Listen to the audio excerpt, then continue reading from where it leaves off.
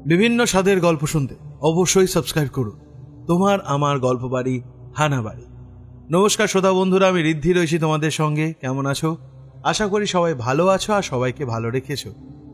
আজকে তোমাদের সামনে নিয়ে এলাম বিউটি কর্মকারের লেখা একটি ভয়ঙ্কর ভৌতিক গল্প, যার নাম মায়াজাল। গল্প শুরু করার আগে বলে দিই, গল্পটা কিন্তু প্রাপ্তবয়স্কদের জন্য, তাই গল্পটা খুব মন দিয়ে শোনো। আজকে গল্প পাঠে আসনজন।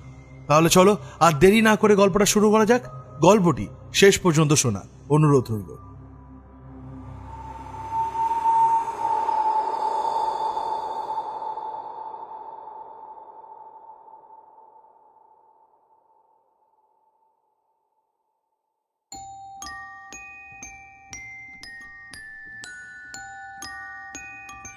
আচ্ছা, আপনারা একটা কথা বলুন তো, ভূতকে ভয় পাবো কেন? উত্তর হবে, ভূত ভয় দেখায় তাই। কেউ কেউ আবার বলবেন, ভূত বলে তো কিছুই নেই, আরও সব ভয় টয়, সবটাই তো মনের ভুল তথা চোখের ভুল। আচ্ছা, যদি ধরেই নিই সে সত্যিই আছে, তবুও ভয় পাওয়ার কি সবসময় খুব প্রয়োজন আছে? মানে ভূত যদি ভয় না দেখায়, তাহলেও কি ভয় পেতেই হবে? কি জানি। যাই হোক, এবার আসল কথায় আসি। সেবার ঝাড়গ্রামে গিয়ে সত্যিই ভূত দর্শন হয়েছিল কিনা জানি না, তবে কিছু একটা অদ্ভুত অনুভূতি ঘটেছিল। সেই ঘটনায় আমি খুব একটা ভয় পাইনি বটে, তবে পরবর্তীকালে যার পর নাই বিস্মিত হয়েছিলাম, সেই কথা অস্বীকার করতে পারবো না।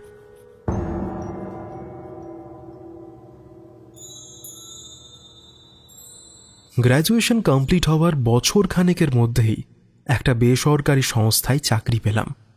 বলা বাহুল্য, সপ্তাহান্তে ছুটি থাকলেও দিনটা ব্যক্তিগত কাজকর্মেই কেটে যেত। মাঝে মাঝে উপদস্থ কর্মচারীরা যখন এদিক ওদিক ছুটি নিয়ে বেড়াতে যেত, বড্ড লোভ হতো। তাই সেবার ফাল্গুন মাসে আমাদের অফিসের ছোট মালিকের বিয়েতে যখন 4 দিনের ছুটি পড়ল, নিজেকে আর সামলাতে পারলাম না। কোনো মতে ব্যাগপত্র গুছিয়ে রওনা দিলাম ঝাড়গ্রামের উদ্দেশ্যে। ছোটবেলা থেকেই জঙ্গল আমাকে বিশেষভাবে টানে। ওর ওই জঙ্গলি ফুলের গন্ধ, নানা রকম নাম না জানা পাখির ডাক সম্পূর্ণ অচেনা এক পৃথিবীতে হারিয়ে নিয়ে যায়। কাছে টাকা পয়সা তেমন নেই বটে, তবু কাছে পিঠে 3-4 দিনের জন্য ঝাড়গ্রাম মন্দ হয় না। তাই আগুপিছু চিন্তা না করে বেরিয়ে পড়েছিলাম আমার সুখের গন্তব্যে।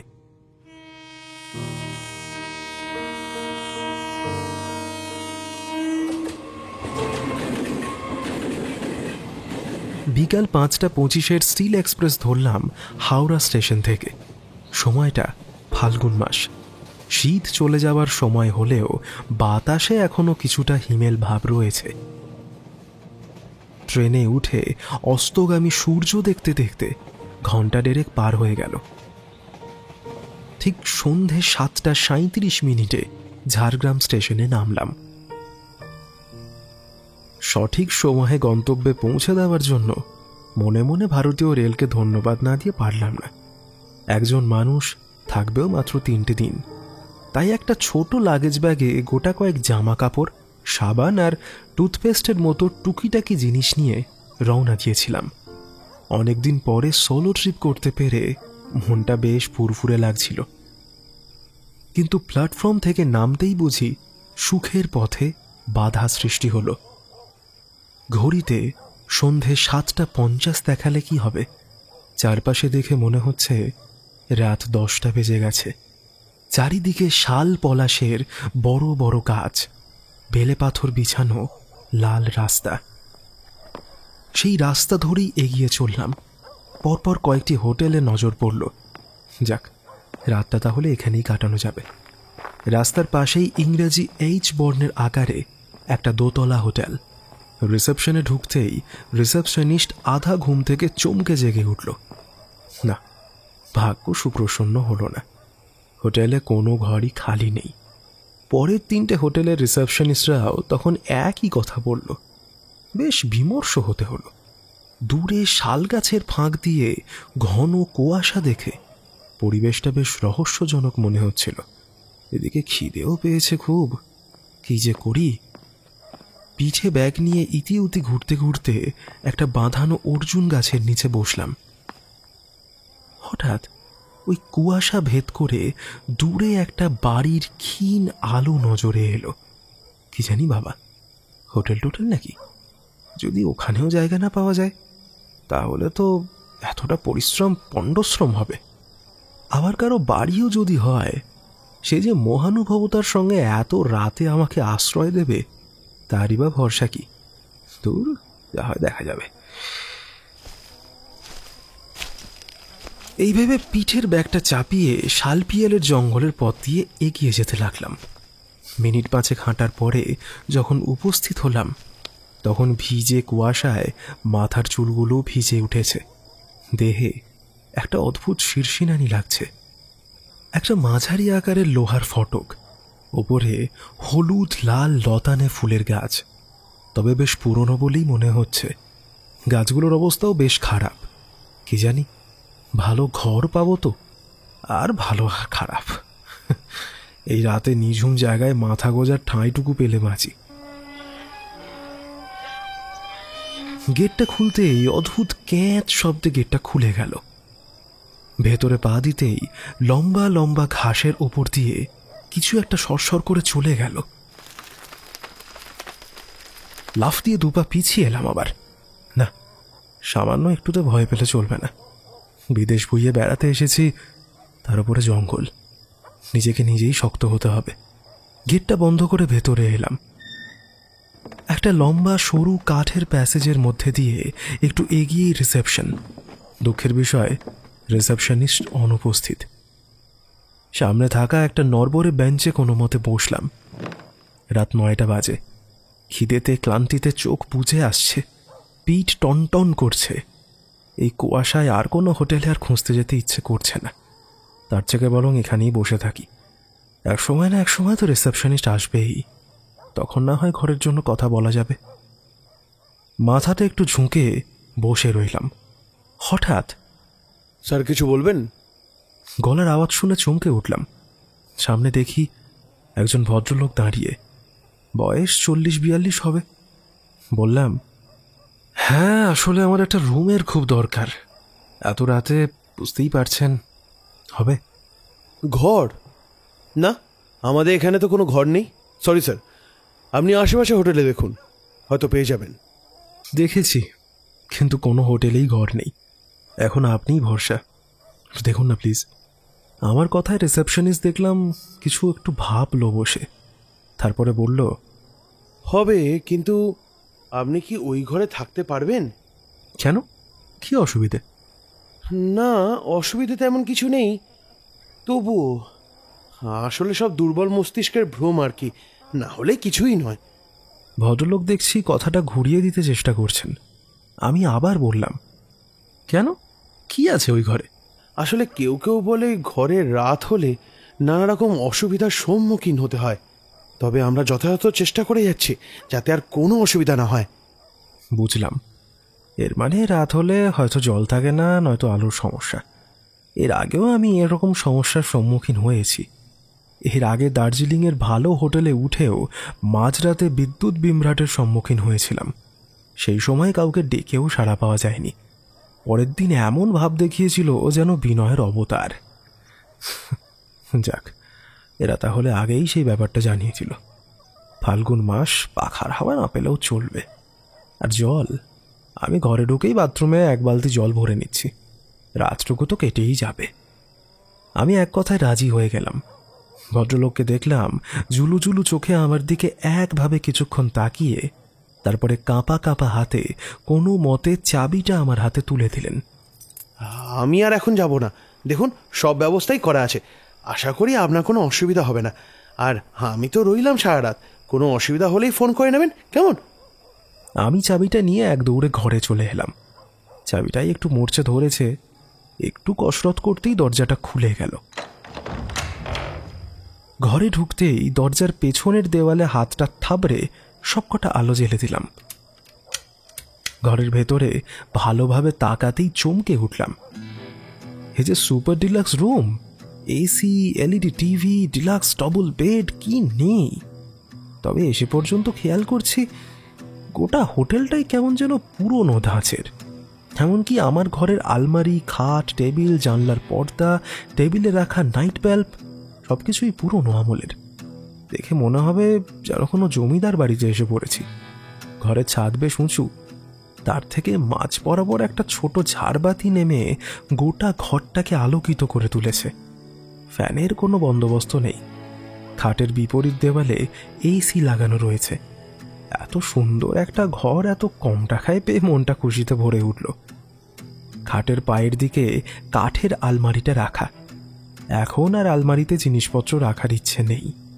ব্যাগ থেকে কোনো মতে তোয়ালে আর হাফ প্যান্ট বের করে সোজা বাথরুমে ঢুকলাম।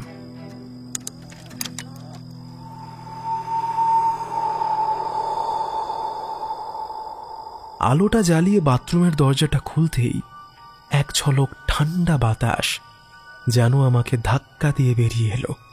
সামান্য বাতাসের যে এতটা শক্তি হতে পারে জানতাম না। আমি একটুর জন্য পড়তে পড়তে বেঁচে গেলাম। কি জানি বাবা, সব কি হচ্ছে? আমার শরীর কি এতটাই ক্লান্ত হয়ে পড়েছে যে সামান্য বাতাসের ভারও রাখতে পারছি না? দেওয়ালটা ধরে দরজাটা আবার খুলে বাথরুমের মধ্যে ঢুকলাম। কি রিসেপশনিস্ট যে বলল এই ঘরে কেউ থাকে না, এদিকে মেঝে তো ভিজে, বেসিনের কল থেকেও ফোঁটা ফোঁটা জল পড়ছে। দেখে মনে হচ্ছে আমি আসার আগেই কেউ যেন বাথরুমে ঢুকে তার ব্যক্তিগত কাজ সেরে গেছে। এটা কি করে সম্ভব? না, রিসেপশনিস্ট ভদ্রলোককে কথাটা বলতে হবে। হাত মুখ ধুয়ে বেরোলাম। এবার একটু চাঙ্গা লাগছে শরীরটা। এবার ডিনারের পালা। ভদ্রলোককে ফোন করলাম, একবার, দুইবার, তিনবার। না, ফোন তুলল না। যাই নিচে গিয়ে দেখি কোনো ভালো খাবার পাওয়া যায় কিনা। আমার ঘরখানা দেওয়া হয়েছে দোতলায়। তাকিয়ে দেখলাম পাশাপাশি আরও 3খানা ঘর রয়েছে। আমার ঘরটা পশ্চিম দিকে। তারপরে একে একে 3খানা ঘর পেরিয়ে সিঁড়ি। সেই সিঁড়ি দিয়ে নেমে রিসেপশন। বাকি 3খানা ঘরের শেষেরটায় শুধু তালা খোলা, অর্থাৎ ভেতরে লোক আছে। আমি আর গ্রাহ্য না করে তাড়াতাড়ি নিচে নেমে গেলাম। ও হরি, টেবিলে মাথা রেখে দিব্যি ঘুমোচ্ছেন ভদ্রলোক। ডাকলাম, দাদা শুনছেন? ও দাদা, ও শুনছেন? কে? ও আপনি? হ্যাঁ বলুন। কোনো কিছু দেখলেন? না মানে কোন অসুবিধা হচ্ছে? হ্যাঁ, আগে আমি বলছিলাম যে রাতের খাবারের কোনো ব্যবস্থা হলে ভালো হতো আর কি। আসলে অনেকক্ষণ কিছু খাইনি তো। এই তো অসুবিধা ফেললেন না। আসলে আমাদের এখানে ডিনারের পার্ট চুকে যায় সন্ধ্যে 7টার মধ্যে। খাবার যার যার ঘরে পৌঁছে যায়, কিন্তু এই রাতে আপনাকে কি দিই বলুন তো? দাঁড়ান দেখছি কিছু জোগাড় করতে পারি কিনা। ভদ্রলোক দেখলাম রান্নাঘরের দিকে চলে গেলেন। মিনিট 10 পরে 3টে রুটি আর 2টো ডিমের কারি একটা প্লেটে সাজিয়ে এনে দিলেন। নিন, আপনার ভাগ্য ভালো, তাই আজ এই খাবারটুকু বেশি হয়েছিল। আশা করি রাতটুকু এইভাবেই কাটিয়ে দিতে পারবেন, মানে যদি কাটে রাতটা আর কি। ভারী অদ্ভুত টাইপের মানুষ তো। কথায় কথায় বুঝি ভয় দেখানোর অভ্যেস আছে। বেশি পাত্তা দেওয়া যাবে না। যাই হোক, বললাম, দাদা আপনার নামটা একটু বলবেন? আগে সমর ভদ্র, এখানকার রিসেপশনিস্ট। গত 10 বছর ধরে এখানে চাকরি করছি। ও আচ্ছা, তা এখানকার মালিককে দেখছি না তো। উনি থাকেন কলকাতায়, দমদম ক্যান্টনমেন্টে ওনার নিজস্ব বাড়ি আছে। এখানে আসেন 9 মাসে 6 মাসে একবার। ও, তা টাকাটা কিভাবে দেব যদি বলেন? আপনি অনলাইনে পেমেন্ট করতে পারেন, না হলে আমাকে দিয়ে দেবেন। আমি এখানকার খরচাপাতি করি, ওনার হাতে টাকা পাঠিয়ে দিই। আচ্ছা বেশ বেশ, তাহলে আপনার হাতেই টাকা দিয়ে দেবো কাল সকালে। ঠিক আছে দাদা, ওটি গুড নাইট। খাবারের থালাটা নিয়ে নিজের ঘরে চলে এলাম। চাবি দিয়ে তালাটা খুললেও দরজাটা খুলল না। এ আর কি, তালা খুললাম, হ্যাজবোল্ট টানলাম, তাহলে আটকাচ্ছে কোথায়? না, আটকানোর তো কোনো জায়গায় দেখতে পাচ্ছি না। তাহলে বেশ জোরে জোরে ধাক্কা দিলেও দরজাটা কিছুতেই খুলছে না। বাবা, কি করি এখন? আবার গিয়ে সমরদাকে জানাতে হবে? যা, আবার রাতের খাবারটা জোগাড় হলো, কিন্তু শান্তিতে খাওয়া যাবে না দেখছি। দরজাটা দেখে মনে হচ্ছে কেউ যেন ভেতর থেকে বন্ধ করে রেখেছে, কিন্তু ঘরে তো আমি ছাড়া কেউ ছিল না। তাহলে আরো কয়েকবার চেষ্টা করি বরং। খাবারের থালাটা মেঝের উপরে রেখে আরো কয়েকবার জোরে জোরে ধাক্কা দিতে লাগলাম। এমন সময় হঠাৎ করে দরজাটা খুলে গেল। টাল সামলাতে না পেরে আমি হুমড়ি খেয়ে পড়লাম মেঝের ওপরে।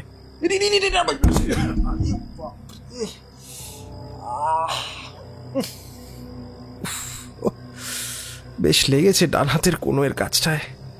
ওহো, ঠেলে উঠলাম। না, ঘরের ভেতরে তো কেউ নেই, কেউ থাকার কথাও নয়। তাহলে এত জোরে দরজাটা বন্ধ হলো কি করে? অবশ্য চাবিটায় জং পড়া দেখেই বুঝেছিলাম এই ঘর বেশ কিছুদিন খোলা হয়নি। কি জানি, হয়তো কোনোভাবে কাঠে টাটে আটকে লেগে গেছিল। যাই হোক, বাইরে থেকে খাবার থালাটা এনে ঘরের ভেতরে টেবিলে বসে খেতে বসলাম। মিনিট 5 যেতে না যেতেই দরজায় টোকার আওয়াজ। এখন আবার কে? বাম হাত দিয়ে দরজার ছিটকিনিটা খুললাম। দেখি চায়ের ট্রে হাতে এক 22-23 বছরের যুবক দাঁড়িয়ে। বলল, আমি রতন, এখানকার কেয়ারটেকার। উনি আপনার জন্য চা পাঠালেন আর জিজ্ঞেস করতে বললেন কোনো পানীয় লাগবে কিনা, তাহলে সেসবের জোগাড়ও হয়ে যাবে। যাক, সমরদার এই ব্যবহারে খুশিই হলাম। চায়ের কাপটা নিলাম, বললাম, না, ওসব আমি খাই না। আচ্ছা। ছোকরা চলে গেল। কাপটা নিয়ে টেবিলের উপরে রেখে রুটি খেতে যেতেই নজর গেল চায়ের কাপটার দিকে। এ কি ধরনের কাপ রে বাবা? রূপোর একটা প্লেটের উপরে রূপোর কাপ। পুরোটা রূপোর তা বলা যায় না। কাপের যে অংশে ঠোঁট ঠেকানোর কথা, শুধু সেই অংশটুকুতেই রূপোর বের দেওয়া রয়েছে, আর তার নিচের অংশে একটা নরকরটির মুখ জ্বলজ্বল করছে। একটা চোখের গর্ত দিয়ে রক্তিম চটচটে তরল বেরিয়ে আসছে। বলে দিতে হবে না যে এটা রক্ত। অপর চোখের অংশে করটির গর্ত থাকলেও সেখান দিয়ে কোনো রক্ত বেরোচ্ছে না। ভেতরের চা ভেতরেই আছে, ওই গর্ত দিয়ে বেরিয়ে আসছে না। এরকম মারাত্মক অলৌকিক দৃশ্য দেখে আমি লাফিয়ে উঠলাম। রাতের খাওয়া আমার মাথায় উঠল।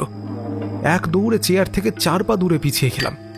চায়ের কাপ উল্টে সমস্ত চা টেবিলের ওপরে পড়ে যেতেই কাপটা শূন্যে উঠতে উঠতে ঘরের মাঝখানে আমার মাথার উপরে ভেসে দুলতে লাগলো। ঘরের আলোগুলো কাঁপতে কাঁপতে নিভে যেতেই গোটা ঘরটা অন্ধকারে ভরে গেল। এবার কি করি? অচেনা জায়গা, অচেনা ঘর। হাতড়াতে গেলে নিজেই হয়তো আবার কোথাও ধাক্কা টাক্কা লেগে উল্টে পড়ে যাব। না না না না না না, ভয় পেলে চলবে না, ভয় পেলে চলবে না। দেখাই যাক না ব্যাপারখানা কি। ঘরের মধ্যে একেবারে চুপচাপ দাঁড়িয়ে রইলাম। এক ধারে ঘুলঘুলি দিয়ে সামান্য আলো ঘরের মধ্যে প্রবেশ করেছে। অন্ধকারে চোখটা একটু সয়ে আসতেই সেই আবছা আলোয় দেখলাম আমার মাথার ওপরের কাপটা বনবন করে ঘুরতে শুরু করেছে। একসময় ঘোরা বন্ধ হতেই কাপটা সজোরে এসে পড়ল আমার কপালে। হাত দিয়ে চেপে ধরলাম মাথাটা। কাপটা মেঝেতে পড়ে খটখট আওয়াজ করতে করতে এক কোণে গিয়ে পড়ে থাকলো। কানের কাছে হঠাৎ একটা ভয়ানক ফিসফিসানির আওয়াজ শুনতে পেলাম। এক মহিলার গলা বলছে, পাবি না, পাবি না, কেউ কেউ এই ঘরে থাকতে পারবি না, কেউ না। এটা এটা আমার ঘর, এটা আমার ঘর। এখানে এখানে আমি কাউকে থাকতে দেবো না, কাউকে না। বলেই এক ভয়ানক খিলখিলানি হাসিতে গোটা ঘর ভরে উঠল। 2 হাতে 2 কান চাপা দিলাম আমি।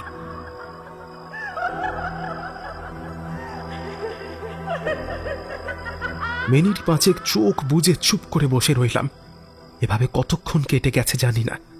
ঘরে এখন আর কারোর উপস্থিতি লক্ষ্য করা যাচ্ছে না। লাইটটাও আবার আগের মতো জ্বলে উঠল। চারিদিকে তাকাতেই দেখি ঘরে কোনো কাপের চিহ্ন মাত্র নেই, না টেবিলে কোনো চায়ের দাগও নেই, যেন এই ঘরে কখনো কোনো চায়ের কাপ আসেইনি। তবে এসব হচ্ছেটা কি? ভারী অদ্ভুত ব্যাপার তো। আচ্ছা, কিছুক্ষণ আগে যেটা হলো তার সবটাই কি আমার মনের ভুল ছিল, নাকি ক্লান্ত শরীরে খেতে খেতে কোনো স্বপ্ন দেখছিলাম আমি? আরে দূর বাবা। খাবারের কথা মনে পড়তেই টেবিলের দিকে ফের তাকালাম। না, একটা রুটি এখনো প্লেটের উপরেই পড়ে আছে, সঙ্গে একটা ডিম আর ডিমের কারি। ব্যাপারটা খুব রহস্যজনক হয়ে গেল আমার কাছে। আমি যদি খেতে খেতেই ঘুমিয়ে পড়ি তাহলে এই মেঝের উপরে এলাম কি করে? আমি তো চেয়ারে বসেই খাচ্ছিলাম, নাকি ঘুমের মধ্যে হাঁটতে হাঁটতে এখন চলে এসেছি? আরে ধুর বাবা, আর ভাবতে পারছি না। গিয়ে আবার চেয়ারে বসে বাকি খাওয়াটা শেষ করলাম। এবার আর কোনো ব্যাঘাত হলো না। উচ্ছিষ্ট খাবার সমেত প্লেটটা টেবিলের উপরে রেখে দিয়ে বেসিন থেকে হাত মুখ ধুয়ে এলাম। না, এবার মাউথ ওয়াশ করতে হবে। ব্যাগ থেকে মাজন আর ব্রাশ বের করে ব্যাগটা আলমারিতে রেখে দিলাম। দরজাটা দিয়ে পেছনে ফিরতেই মনে হলো আলমারির ভেতর থেকে কেউ আমার হাতটা ধরে টানলো। উফ, এ আবার কি? না, ব্যাপারটাকে তো উড়িয়ে দেওয়া যায় না। ফের খুলে ফেললাম আলমারিটা। আগেকার দিনের সেগুন কাঠের নকশা করা আলমারি, কালো রঙের পালিশ করা, গায়ে একটা আয়নাও লাগানো আছে দেখছি। বাহ, বেশ সুন্দর তো। ধীরে ধীরে এগিয়ে গেলাম আয়নার কাছে। আলমারিটার দিকে তাকাতেই আস্তে আস্তে কেমন যেন অন্য রকম হয়ে গেলাম। খুব ভালো লেগে গেল আলমারিটা। কালো রং, তাতে আবার কাঠের সূক্ষ্ম কারুকাজ। আমি আলমারিটার সারা গায়ে হাত বুলোতে লাগলাম। না, একে ছেড়ে আমি কোথাও যাব না, কোথাও না। আলমারিটাকে আমি দুহাত বাড়িয়ে আলিঙ্গন করলাম। আমি কে, আমি কোথাকার বাসিন্দা, কেন এই ঘরে এসেছি, কি করছি, সব যেন আমি এক নিমেষে ভুলে গেলাম। রইল আমার দাঁত মাজা। এভাবেই ওকে আলিঙ্গন করে অনেক সময় কেটে গেল। হঠাৎ গির্জার ঘন্টার আওয়াজে চমক ভাঙে আমার। আরে, কি করছি আমি? আর আমি এই আলমারিটার কাছে কেন? মনে পড়ল আমার তো দাঁত ব্রাশ করার কথা ছিল। মাজন আর ব্রাশটা দেখি পায়ের কাছেই পড়ে আছে। তাড়াতাড়ি সেগুলো তুলে মাউথ ওয়াশ করে বিছানাটায় চলে এলাম আমি। সারা রাত আর কোনো সমস্যা হলো না। পুরনো কাঠের পালঙ্ক, চারদিকে 4টে বিমের ওপরে পাতলা কাপড় টাঙানো। আগে কোনো সময় মশারি টাঙানো হতো কিনা জানি না, তবে এখন আর সেই সিস্টেম নেই। আমি বোতল থেকে জল খেয়েই বিছানায় শুয়ে পড়লাম।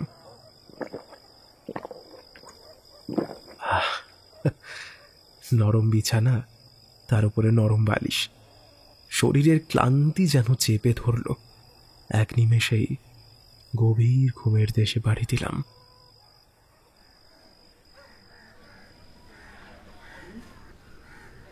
পরদিন সকাল হতেই একটা মিষ্টি গন্ধের টানে ঘুম ভেঙে গেল আমার। বিছানায় উঠে বসলাম। এ কি, আমি তো দরজা ভেতর থেকেই বন্ধ করেছিলাম। এখন দেখি দরজা হাট করে খোলা। টেবিলের ওপরে যেমনকার বাসন তেমনই পড়ে রয়েছে। সারা ঘরের রজনীগন্ধা আর জুঁই ফুলের গন্ধে ম ম করছে। বিছানাতেও প্রচুর বাসি ফুল ছড়ানো, যেন সদ্য ফুলশয্যা হয়েছে আমার। না, কিছু একটা সমস্যা হচ্ছে ঘরটায়। ভূত প্রেত জীবনেও বিশ্বাস করি না আমি, ভগবানকেও না। তবু মা আমায় সবসময় জোর করে হাতে ধাগা পরিয়েছে। বিরক্তির সঙ্গে হোটেলের ঘরে ঢুকেই খুলে ফেলেছি সেটা। কিন্তু কাল রাতে এই ঘরে ঢোকার পর থেকে যা কিছু দেখছি বা অনুভব করছি, তা যদি সত্যি ভুতুরে ব্যাপার হয় তাহলে ভয়ের আছে বই কি। যেহেতু আর দেখতে পাইনি এখনো, তাই সে যদি সত্যিই থেকে থাকে, সে কি চায় সেটা তো জানা দরকার। বুঝতে পারছি না। যাকে, সে দেখা যাবে। যাই, এখন ফ্রেশ হই। বাথরুমে ঢুকে ব্যক্তিগত কাজ সেরে তৈরি হয়ে নিলাম। তারপরে নিচে আসতেই গুড মর্নিং স্যার। সম্ভাষণে চমকে উঠলাম। সমরদা এক মুখ হাসি নিয়ে জিজ্ঞাসা করলেন রাতে আমার কোনো অসুবিধে হয়েছে কিনা। ফুলগুলোর কথা বাদ দিয়ে সব কথাই বললাম, কারণ ওটা আমার একমাত্র প্রমাণ। অন্যগুলো বললে প্রমাণের অভাবে আমাকে পাগলও ভাবতে পারে। বললাম, দাদা, আপনাদের ওই ঘরে ছিটকে নড়বড়ে নাকি? একটু দেখবেন তো। কেন বলুন তো? আসলে রাত্রে দরজা দিয়ে শুলেও সকালে দেখি দরজাটা খোলা। কোনো দুষ্টু বাচ্চা টাচ্চা বোধ হয় আমার ঘুমের সুযোগ নিয়ে বিছানায় ফুল টুল ছড়িয়ে গেছে। তাই নাকি? বাবা, এরকম হওয়ার তো কথা নয়। ও তো কাউকে সহ্য করতে পারে না বলেই তো আমি জানি। আপনার মধ্যে আবার কি দেখলো কি জানি। কে? কার কথা বলছেন? না মানে কিছু না। এই নিন আপনার চাটা, খেয়ে বলুন কেমন হয়েছে।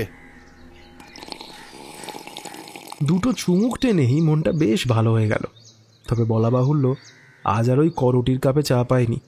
ঘিয়ে রঙের ঘন সবুজ পাতার সূক্ষ্ম কারুকার্য করা চীনামাটির মোটা কাপ পুরনো আভিজাত্যেরই ইঙ্গিত দেয়। বললাম, বাহ, চমৎকার চা। আর কাপটাও কি সুন্দর! প্রশংসায় বিগলিত হয়ে সমরদা ধন্যবাদ জানালেন।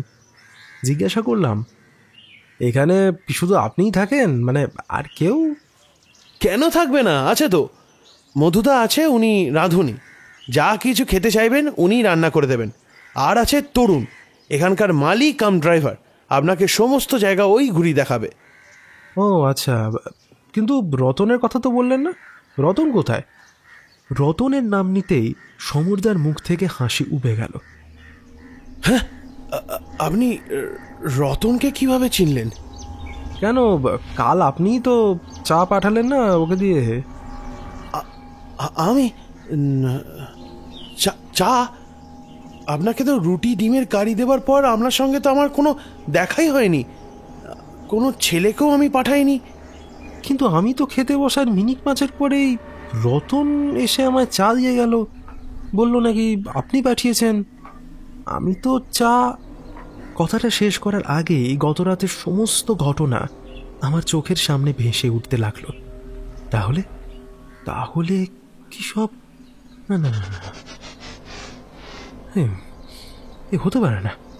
এই একবিংশ শতাব্দীতে দাঁড়িয়ে আমাকে এসব ভূতুতে বিশ্বাস করতে হবে নাকি?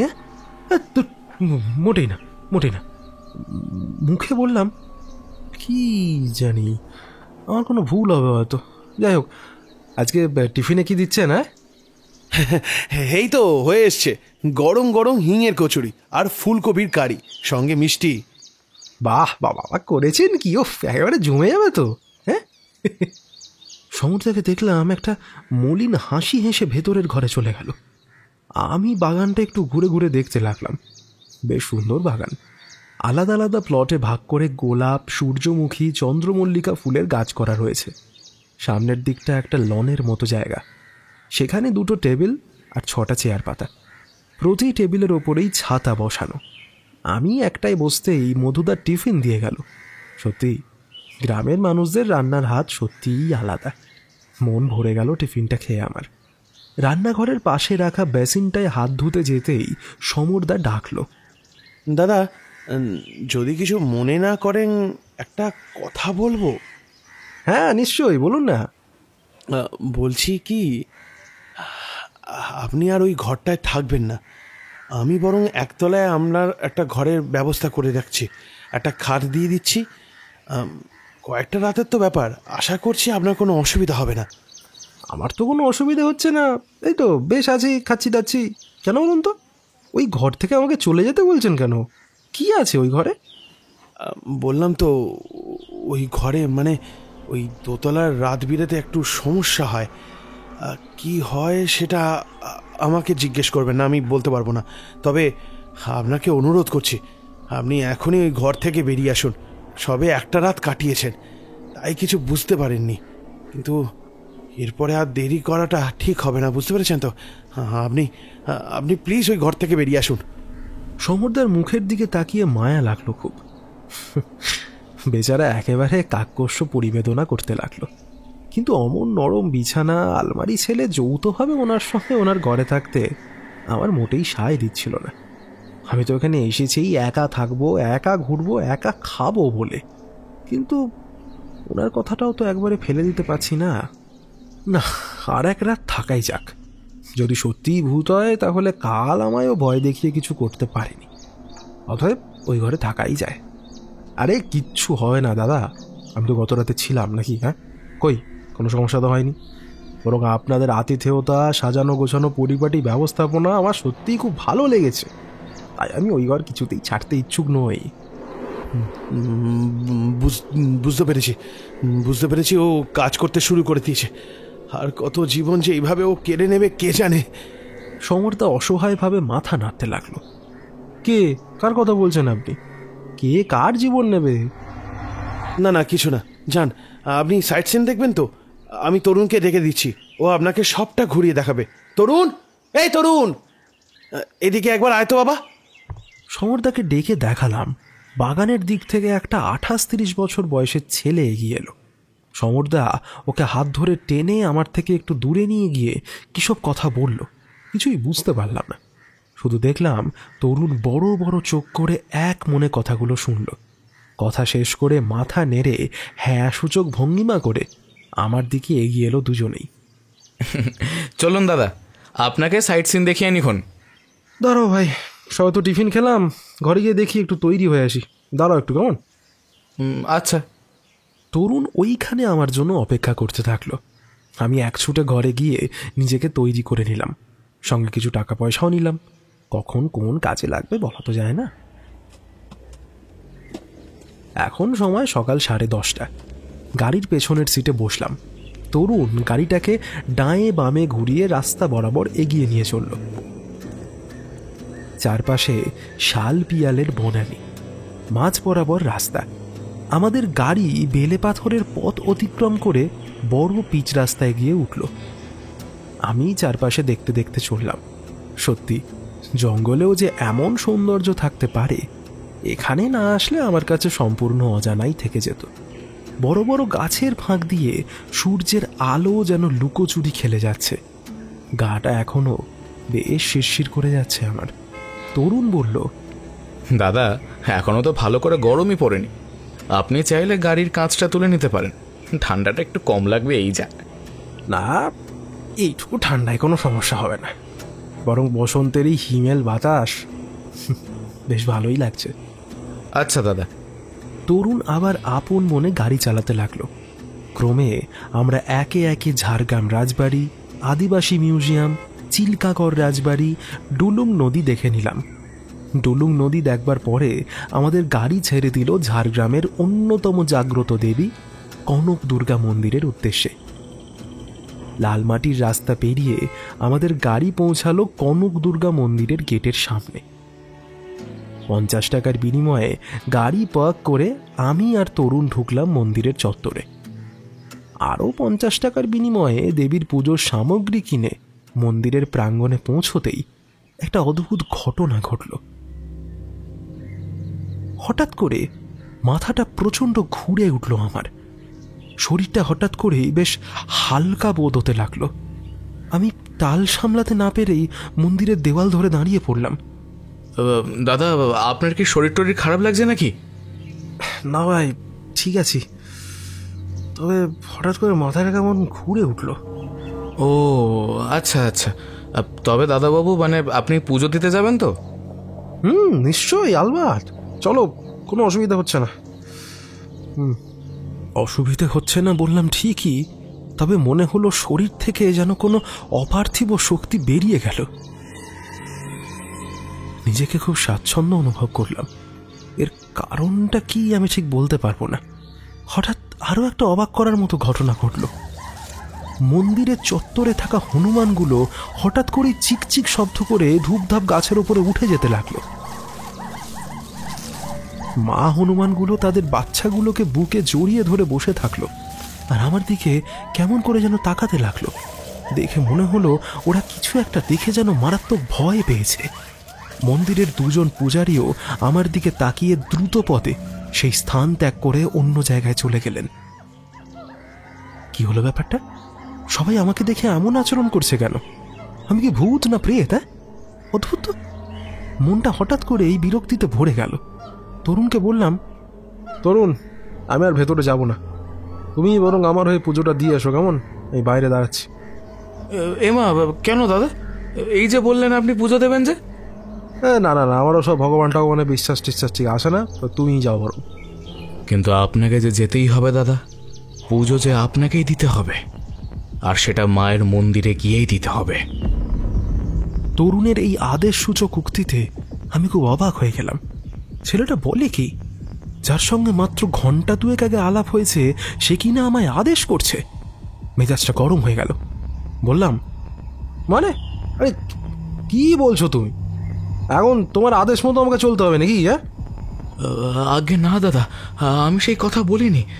তবে সমরবাবু আমাকে তেমনই বলে দিয়েছেন বারবার করে, যাতে আমি যেন আপনাকে মন্দিরের মধ্যে নিয়ে গিয়ে ভালো করে পুজোটা দিয়ে দিই, তাতে আপনার আর আমাদের সকলেরই মঙ্গল হবে।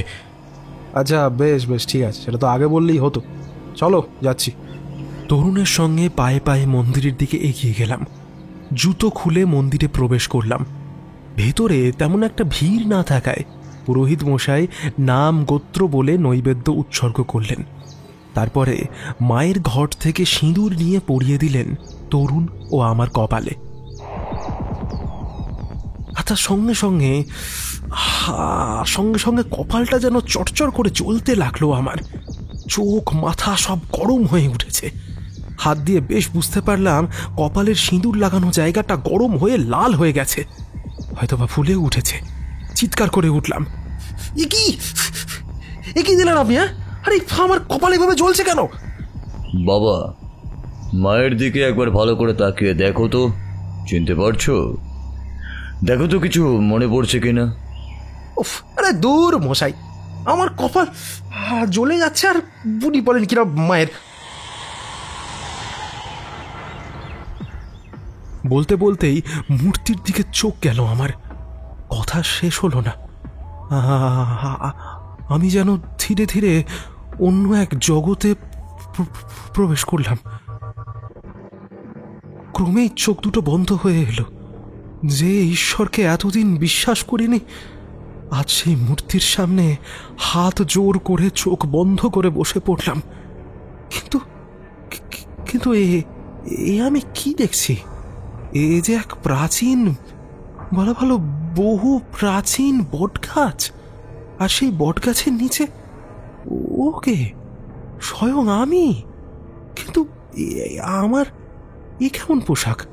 পরমে রক্তিম ধুতি, গলায় রুদ্রাক্ষের মালা, কপালে রক্তচন্দনের তিলক, সামনে মা রক্ষাকালীর মূর্তি। ধূপ ধুনোর গন্ধে চারিদিক ভরে আছে। তার মধ্যে একাকী আমি এক মনে মায়ের উপাসনায় রত। না না না না না না, এ হতে পারে না। এ সবই আমার মনের ভুল। আর আরে নিশ্চয়ই আমাকে কোনো ভুলভাল বোঝাচ্ছে।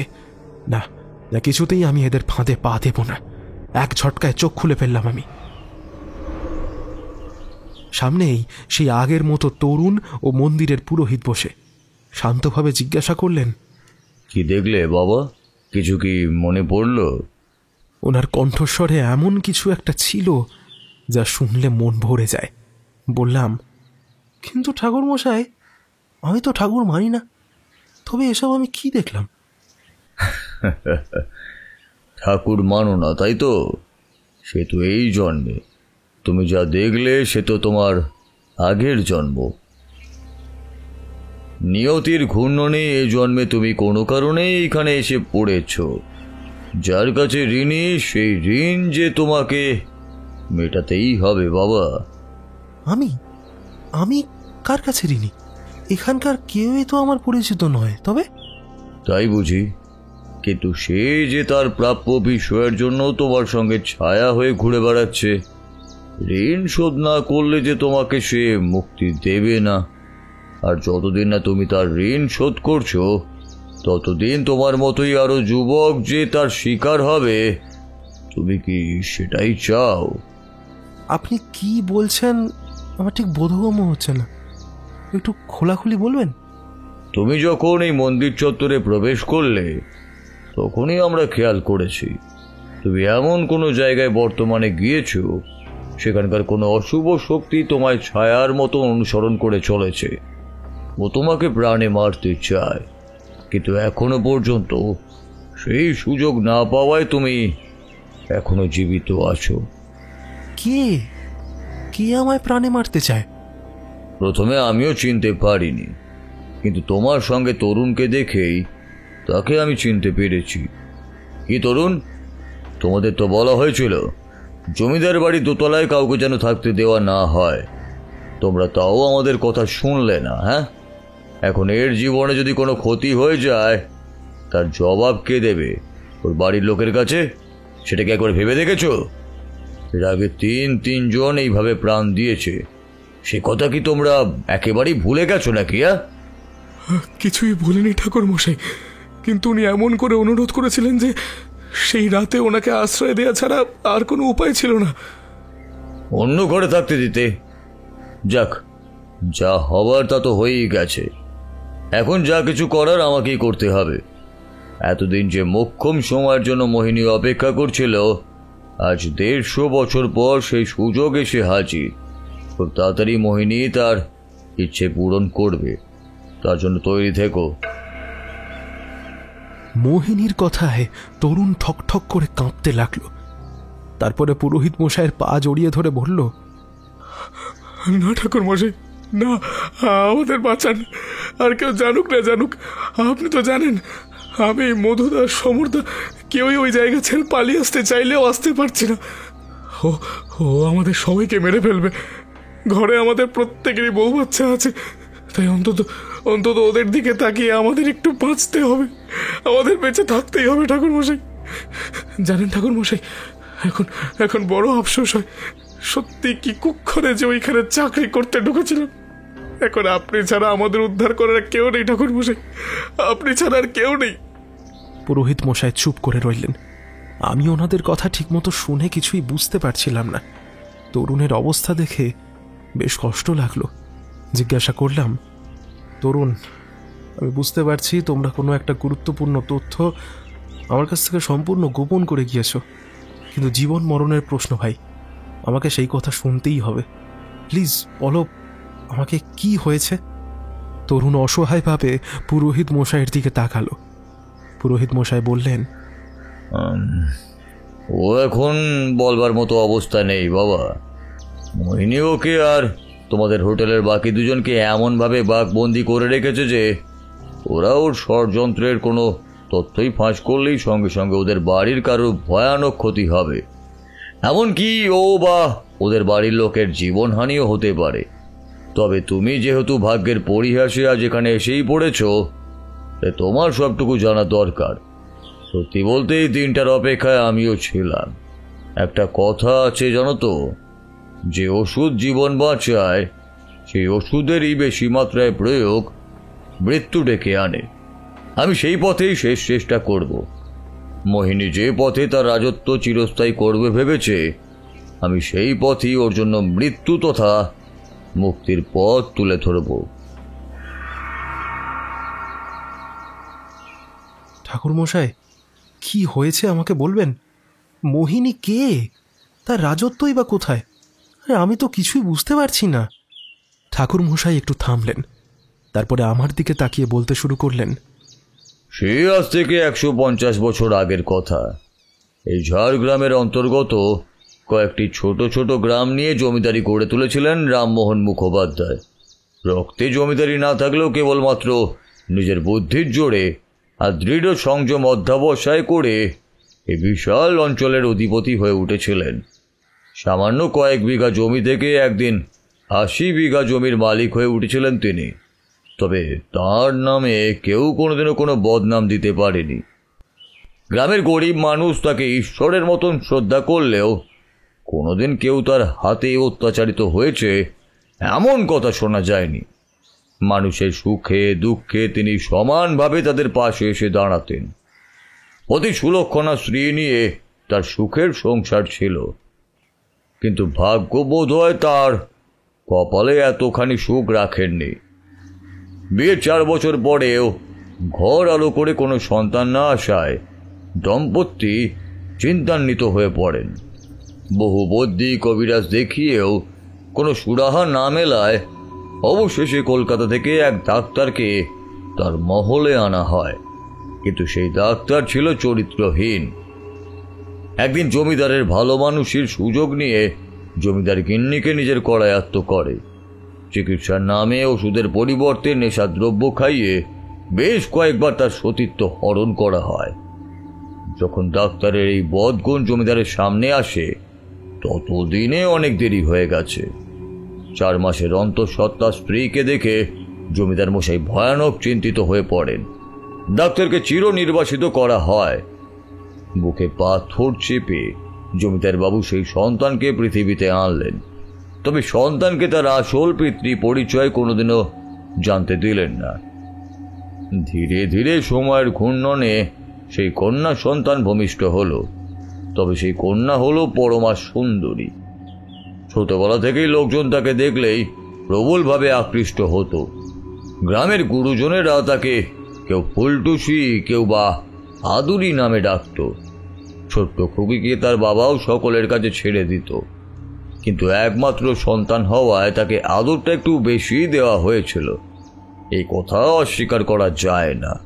ক্রমে সেই মেয়ে বড় হওয়ার সঙ্গে সঙ্গে উচ্ছৃঙ্খল, তেজি, দাম্ভিক হয়ে উঠল।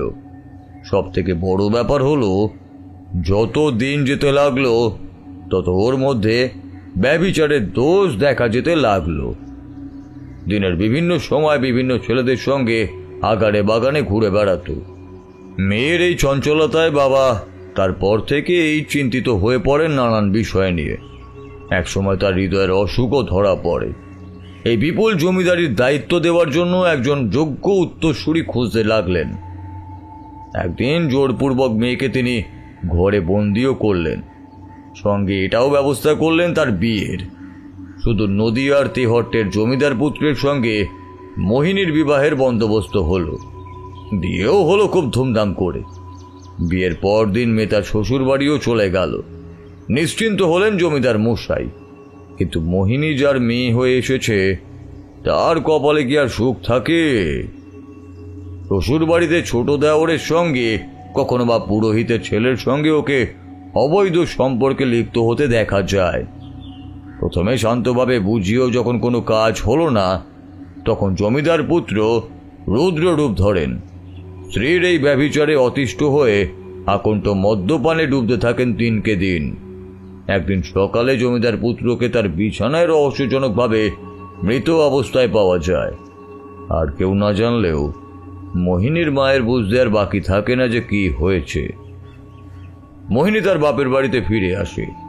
মোহিনীকে বিধবা রূপে দেখে দিন শতেকের মধ্যেই জমিদার বাবুও স্বর্গারোহণ করেন। এতদিন ধরে মেয়েকে প্রশ্রয় দিলেও এবার মোহিনীর মা সুলগ্না দেবীর ধৈর্যের বাঁধ ভেঙে যায়। চপাটে মেয়ের গালে একটা চর বসিয়ে দেন। মেয়েকে কুলোটা, বেজন্মা বলে চুলের মুঠি ধরে আরও মারতে যেতেই মোহিনী ধাক্কা মেরে ওর মাকে সিঁড়ি দিয়ে নিচে ফেলে দেয়। মাথায় মারাত্মক আঘাত পেয়ে 2 মাসের মধ্যেও তিনিও মারা যান।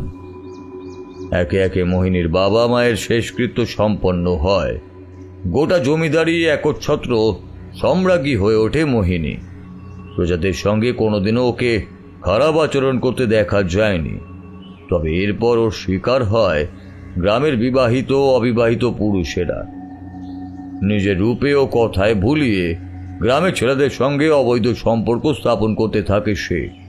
ওর বিকৃত যৌন লালসার ফাঁদে পা দিয়ে বেশ কয়েকটি সংসারই শুধু ভাঙেনি, বরং সেই সব ছেলেরা নানা অজানা অসুখের সম্মুখীনও হয়। অল্পকালের মধ্যেই মৃত্যুর কোলে ঢলে পড়তে থাকে।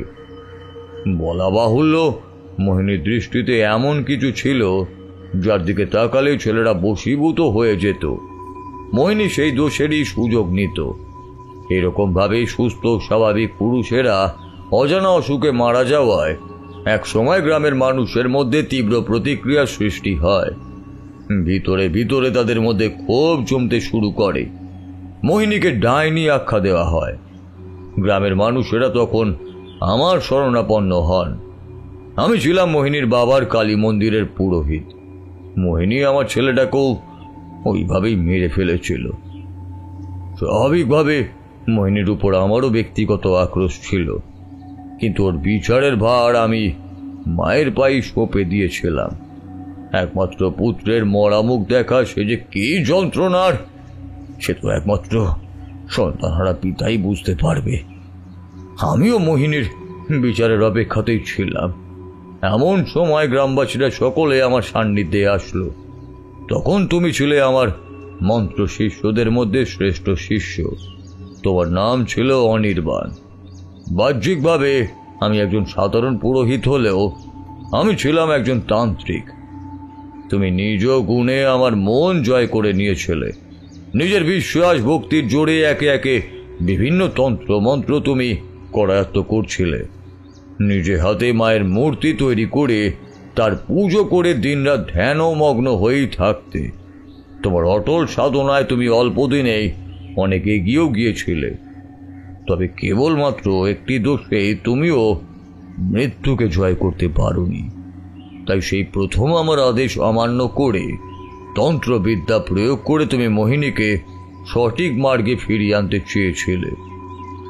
একদিন সন্ধ্যাবেলায় নিজের তান্ত্রিক বেশভূষা ত্যাগ করে সুন্দর সুপুরুষের বেশে তুমি উপস্থিত হলে জমিদার মহলে।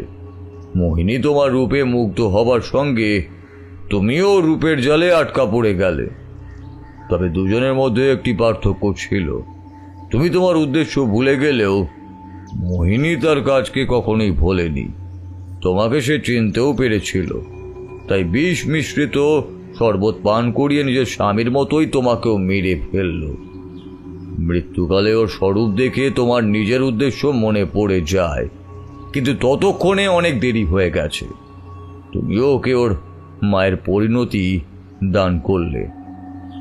নিজের দৈহিক শক্তিকে কাজে লাগিয়ে দোতলার উপর থেকে শান বাঁধানো পাথরের উঠোনে ওকে ধাক্কা মেরে ফেলে দিলে।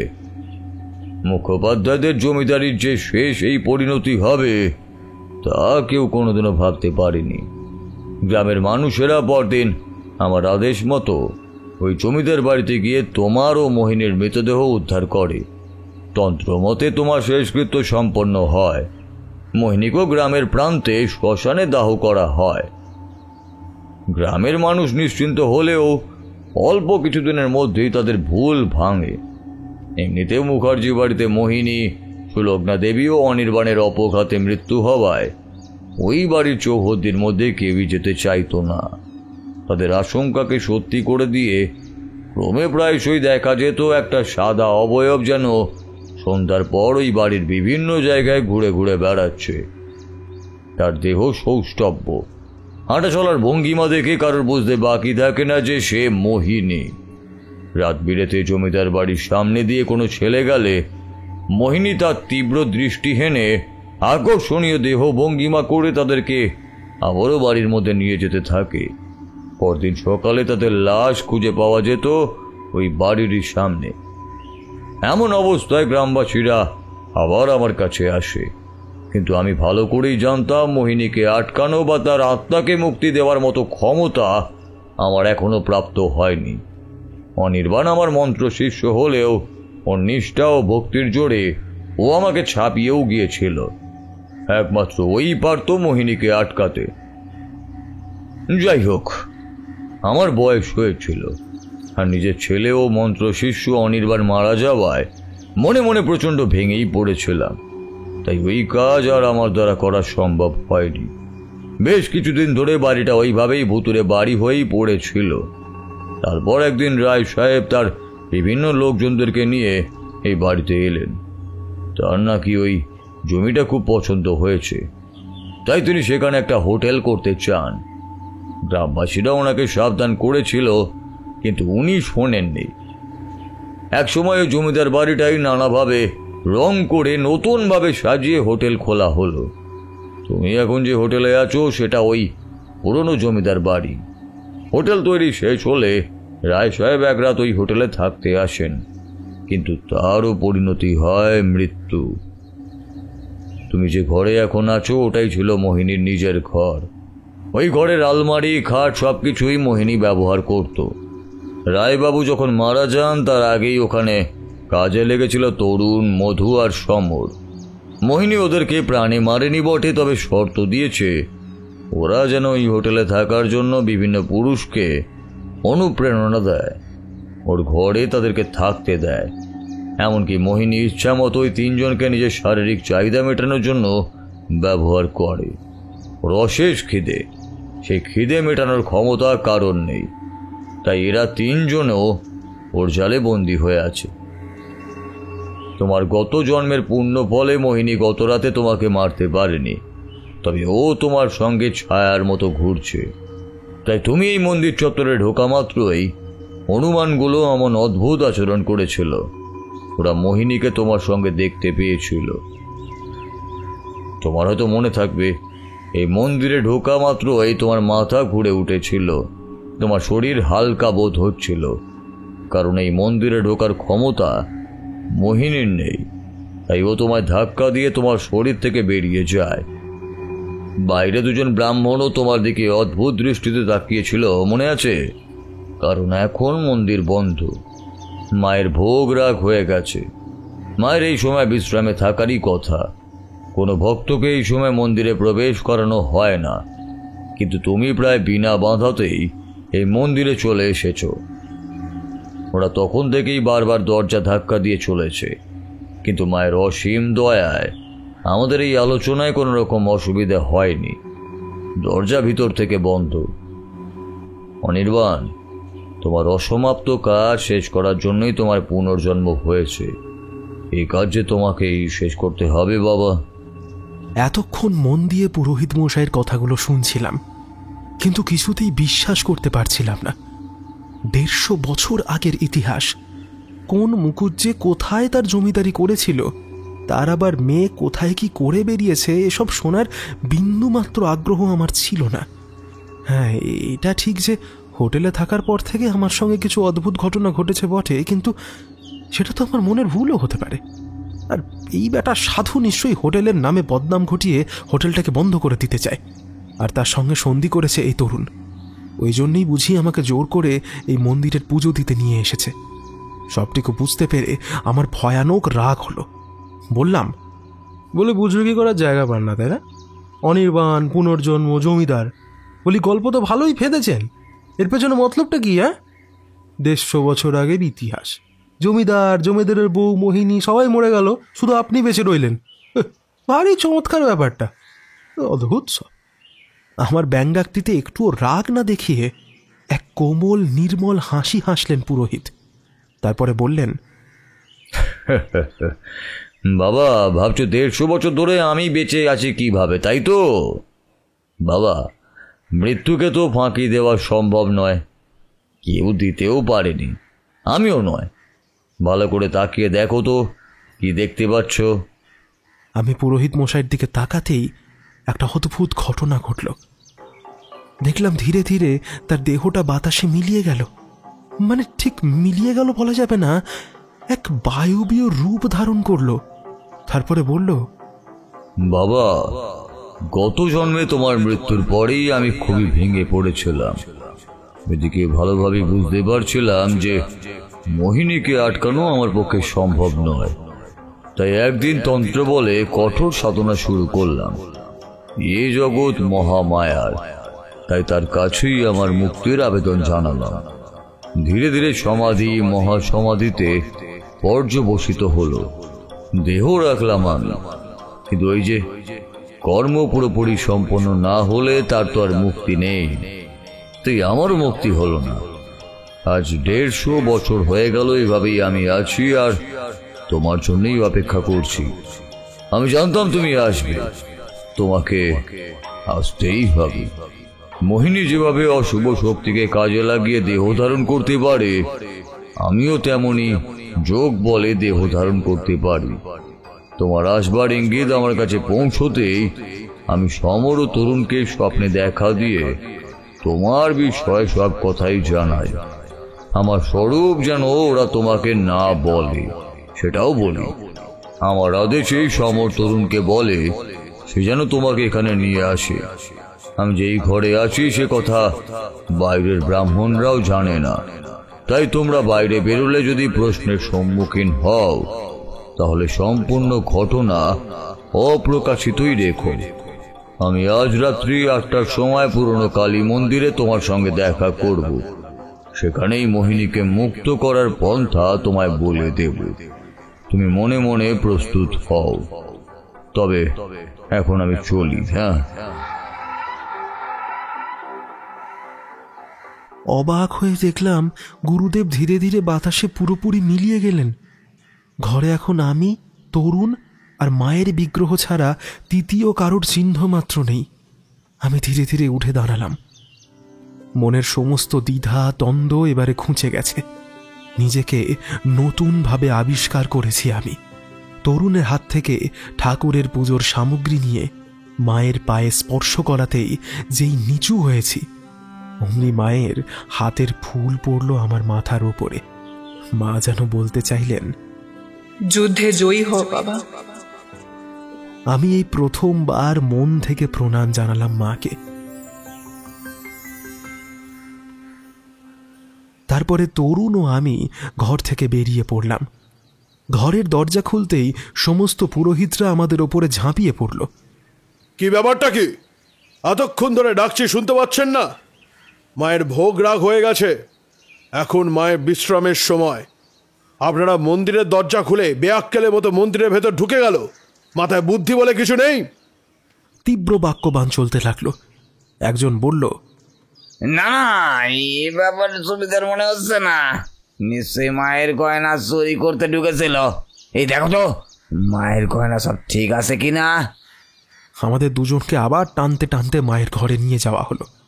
মায়ের সমস্ত গয়না গাটি পরীক্ষা করার পর আমাদেরকে নির্বোধ, ম্লেচ্ছ, বেয়াক্কেল ইত্যাদি সম্ভাষণে ছেড়ে দেওয়া হলো। আমি আর তরুণ কিছুক্ষণের মধ্যেই হোটেলে এসে উপস্থিত হলাম। হোটেলে ঢুকেই সমরদার সঙ্গে আমি দেখা করলাম। বললাম, সমরদা, তোমার ঘরে একটু জায়গা হবে আমার থাকার জন্য? আমি আর ওই ঘরে থাকতে রাজি নই। সমরদা একটু মুচকি হাসলেন, বললেন, কেন ভয় পাচ্ছ? ও যদি তোমায় মেরে ফেলে সেই ভেবে? হ্যাঁ হ্যাঁ সমরদা, ঠিক তা নয়, তবে গুরুদেবের কাছে ওই মেয়ের চরিত্র সম্বন্ধে জানতে পারলাম তাতে। চুপ, একদম চুপ। দেওয়ালেরও কান আছে। তুমি এখানে ওসব কথা একদম আলোচনা করবে না। ও এই সম্পত্তির মালিক, তাই এই বাড়ির সর্বত্র যাতায়াত আছে। একবার এসব কথা ওর কানে গেলে আর রক্ষে থাকবে না। সমরদার মুখ দেখলাম ভয়েতে শুকিয়ে গেল। কিছুক্ষণ পর সে বলল, শোনো, তোমার কপাল ভালো, তাই ওনার সঙ্গে তোমার দেখা হয়েছে। আমার মনে হয় তোমার প্রাণ সংশয় উনি হতে দেবেন না। তাই ওনার ওপর ভরসা রেখেই ওনার কথা মতো তুমি এগিয়ে চলো। আমিও মনে মনে এই কথাই ভাবছিলাম। খুব ইচ্ছা করছিল বেটির বদমাইশি এক মুহূর্তে শেষ করে দিই, কিন্তু আমার হাত পা বাঁধা। যে অশুভ শক্তি এই বাড়িতে বিচরণ করছে তাকে পরাস্ত করা অত সহজে সম্ভব নয়। ভালো রকমভাবেই বুঝতে পারছিলাম আমাকে এর জন্য অনেক লড়াই করতে হবে। আমি ঘরে ঢুকেই মাকে একটা ফোন করলাম। বললাম, মা, আমার না বাড়ি যেতে আরও 2-3 দিন দেরি হতে পারে। তুমি যেন আমার জন্য চিন্তা করো না, কেমন? কেন বাবা, তোর শরীর ঠিক আছে তো? কোনো অসুবিধা হয়নি তো? না গো, ভালো আছি। তবে আমার এখানে একটা কাজ পড়ে গেছে। তোমাকে এখন বলা যাবে না। আমি কাজ মিটিয়ে বাড়ি গিয়ে তোমায় বলবো, কেমন? হ্যাঁ। কি জানি বাবা, আমার খুব চিন্তা হচ্ছে। যাই হোক, তুই কাজ মিটিয়ে তাড়াতাড়ি ফিরিস বাবা। রাখছি। ফোনটা কেটে গেল। আমি বাথরুমে ঢুকে স্নান সেরে নিচে চলে এলাম দুপুরের খাবার খেতে। তারপরে আবার নিজের ঘরে ফিরে আসলাম। বিছানায় শুলেও ঠিকমতো ঘুম আসছিল না। মাথায় নানা রকম চিন্তা ঘুরপাক খাচ্ছে। আচ্ছা, সত্যিই কি আমার পুনর্জন্ম হয়েছে? যদি তাই হয়, আমি এই জন্মে পারবো তো মোহিনীকে আটকাতে? এত বছরের অভিশাপ, আমার যদি কিছু হয়ে যায়, নাকি লুকিয়ে এখান থেকে পালিয়ে যাব? না না না না না, এসব কাপুরুষের মতো কি চিন্তা করছি আমি? হ্যাঁ, ছি, শুধু নিজের স্বার্থের কথা ভাবছি। ছি ছি ছি ছি ছি। এই মোহিনীর মুক্তির প্রশ্নে আরো অনেক ছেলের জীবন মরণের প্রশ্ন জড়িয়ে আছে। এভাবে আমি শুধু নিজের কথা ভেবে এখান থেকে পালিয়ে যেতে পারি না। না, আমি থাকব। এই অশুভ শক্তির বিরুদ্ধে আমি লড়াই করব, তারপর যা হবার হবে। মনে মনে নিজেকে সত্যিকারের প্রস্তুত করে নিলাম। বিকালে চা খেতে যেতেই সমরদা আমাকে বলল, অরুণদা, মনে আছে তো রাত 8টার সময়? বলা হয়নি, আমার আসল নাম অরুণ, অরুণ ভট্টাচার্য। মানে এই জন্মে আমার নাম অরুণ। যাই হোক, আমি হ্যাঁ সূচক শব্দে মাথা নাড়লাম। তারপরে বললাম, সমরদা, সন্ধেবেলায় তুমিও কি আমার সঙ্গে যাবে? কথাটা শুনে সমরদার মুখটা বেশ গম্ভীর হয়ে গেল।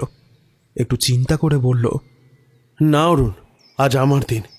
গতকাল তরুণ ওর স্বাদ মিটিয়েছে, আজ আমাকে যেতেই হবে। না হলে মানে তুমি ওনার কাছ থেকে তো নিশ্চয়ই কিছু শুনেছ। আমি বুঝতে পারলাম সমরদা সন্ধেবেলায় আমার সাথে ঘরে বসে থাকবে, মানে ওকে থাকতেই হবে আর কি। মোহিনী ওই সময় ওর খিদে মেটাবে। ওহ ভগবান, এইসব মেয়েদেরকে কেন পৃথিবীতে পাঠাও তুমি? হাজার হাজার ছেলেদের জীবন শেষ করে দেয়। সমরদার মুখের দিকে তাকিয়ে মনে মনে মোহিনীর উপরের রাগ আরো শতগুণ বেড়ে গেল। সমরদাকে বললাম, চিন্তা করো না সমরদা, পাপ যেমন আছে পাপের বিনাশও তেমন হবেই। আমি প্রতিজ্ঞা করছি, আমি আমি আমি আমি আর শেষ দেখে ছাড়ব। তবে এই যুদ্ধে প্রয়োজন হলেও তোমরাও আমার পাশে থেকো কিন্তু। হ্যাঁ, নিশ্চয়ই থাকবো ভাই, আমরা সবাই আছি তোমার সাথে। আমরা সবাই মিলে এর শেষ করব। সমরদার কথায় আমার মনের শক্তি আরও বেড়ে গেল। এদিকে বেশ সন্ধে হয়ে এসেছে। সমরদা মধুদার হাতের রিসেপশনের দায়িত্ব তুলে দিয়ে আমার সঙ্গে তরুণকে পাঠিয়ে দিলেন। আমি আর তরুণ সন্ধ্যার টিফিন খেয়ে বেরিয়ে পড়লাম গ্রামের পুরনো কালী মন্দিরের উদ্দেশ্যে। এখন 7টা। তরুণ আর আমি পৌঁছে গেলাম পুরনো কালী মন্দিরের সামনে। আমাদের হোটেল থেকে মোটামুটি মিনিট 10 দূরত্বে অবস্থিত এই মন্দির। শুনলাম জমিদার রামমোহন মুখোপাধ্যায়ই নাকি এই মন্দিরের প্রতিষ্ঠাতা। নিজের সন্তান কামনায় ও গ্রামবাসীদের স্বার্থে তিনি এই মন্দির প্রতিষ্ঠা করেন। প্রতি বছর কার্তিকী অমাবস্যায় নাকি ধুমধাম করে পুজো হতো, ছাগ বলিও হতো। তবে সেদিন এখন অতীত। বর্তমানে মন্দিরের পেছনে অবস্থিত বটগাছটি মন্দিরের চূড়াটিকে প্রায় পুরোপুরি ঢেকে ফেলেছে। পলেস্তারা খসে মন্দিরের ইঁট বেরিয়ে পড়েছে। একদিকে দেখলাম কয়েকটা ইঁট ভেঙেও পড়েছে। যাই হোক, এসব দেখার পাশাপাশি আমার ভেতরে কেমন যেন একটা পরিবর্তন হতে লাগলো। মাথার মধ্যে অদ্ভুত একটা যন্ত্রণা অনুভব করলাম। মাথায় হাত দিয়ে চোখ দুটো বুঝতেই ধীরে ধীরে আবার বুঝি সেই পুরনো ছবি আমার চোখের সামনে স্পষ্ট হতে লাগলো। আরে এই তো সেই বটগাছ, যার সামনে আমি নিজেকে আবারও ধ্যানরত অবস্থায় দেখতে পাচ্ছি। পরনে গেরুয়া বসন, কপালে রক্তচন্দনের তিলক, সারা গায়ে রুদ্রাক্ষের অলঙ্কার। সামনের ধূমকুণ্ড থেকে অনর্গল ধোঁয়া বেরিয়ে চারপাশটা অদ্ভুত রহস্যময় করে তুলেছে। সামনের ব্যাঘ্রচর্ম পরিহিতা এলোকেশী দেবী কালিকা যেন সকল কালিমা দূর করে স্মিত বদনে দাঁড়িয়ে আছেন। হঠাৎ গুরুদেবের কণ্ঠস্বরে চমকে তাকালাম। গুরুদেব বললেন, কি অনির্বাণ, পূর্বজন্মকে দেখেছ বুঝি? হ্যাঁ, উনি যে কেমন মানুষ কে জানে। ওনার গলার স্বরে আমি যেন কোথায় হারিয়ে যাই। ওনার উপরে ভক্তিতে হৃদয় পূর্ণ হয়ে ওঠে আমার। আমি এগিয়ে গিয়ে ওনার সামনে নতমস্তকে প্রণাম করলাম। তারপরে বললাম, আচ্ছা গুরুদেব, একটা প্রশ্ন ছিল। আপনিই তো বলেছেন গত জন্মে আমি নাকি মোহিনীকে পরাস্ত করতে গিয়ে নিজেও প্রাণ দিয়েছিলাম।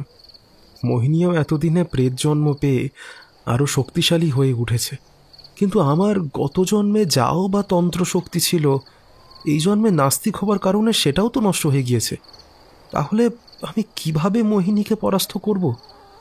দেখো বাবা, মা মহামায়া যোগ্য ব্যক্তি ছাড়া যার তার হাতে তার কর্মদণ্ড তুলে দেন না। তিনি তোমাকে যোগ্য বুঝেছেন বলেই তাই তোমার পুনর্জন্ম হয়েছে। আর বাকি রইল তন্ত্রবিদ্যা। বিদ্যা কখনো কেউ ভোলে না, সময় সেই বিদ্যাও তোমার ঠিকই মনে পড়ে যাবে। গত জন্মে অনির্বাণ নাম প্রাপ্ত হয়েও যে জীবনদীপ তোমার নিভে গিয়েছিল, এই জন্মে অরুণ নাম প্রাপ্ত হয়ে সেই জীবনদীপই সূর্যের মতো জ্বলবে। দূর হবে সকল আঁধার অনাচার। নিজের উপর বিশ্বাস রাখো অরুণ। আর শুধু তুমি তো নও, এই যুদ্ধে আমরাও এক একজন সৈনিক। আমরা সবাই মিলে ওই অশুভ শক্তির বিনাশে নামব, কিন্তু তোমাকে ওর মৃত্যু বাণটিকে ওর বুকে বিধিয়ে দিতে হবে। গুরুদেবের কথায় মনে মনে অনেকখানি সাহস পেলাম। বললাম, বেশ, আপনি যা বলছেন তাই হবে, কিন্তু কি করতে হবে আমায়? তোমাকে মোহিনীকে বিবাহ করতে হবে। হ্যাঁ, কি? আমি পারবো না। আমি বিয়ে করবো পেতনিকে, তা আবার ওই ব্যভিচারিণীটিকে? কখনো না। আমি চললাম। দাঁড়া অরুণ, আমার কথাটা শোনো। তোমায় বিয়ে করতে হবে বলেছি, তাই বলে তোমাকে তো ওর সঙ্গে সংসার করতে বলিনি, ওর সঙ্গে ফুলসজ্জা করতেও বলিনি।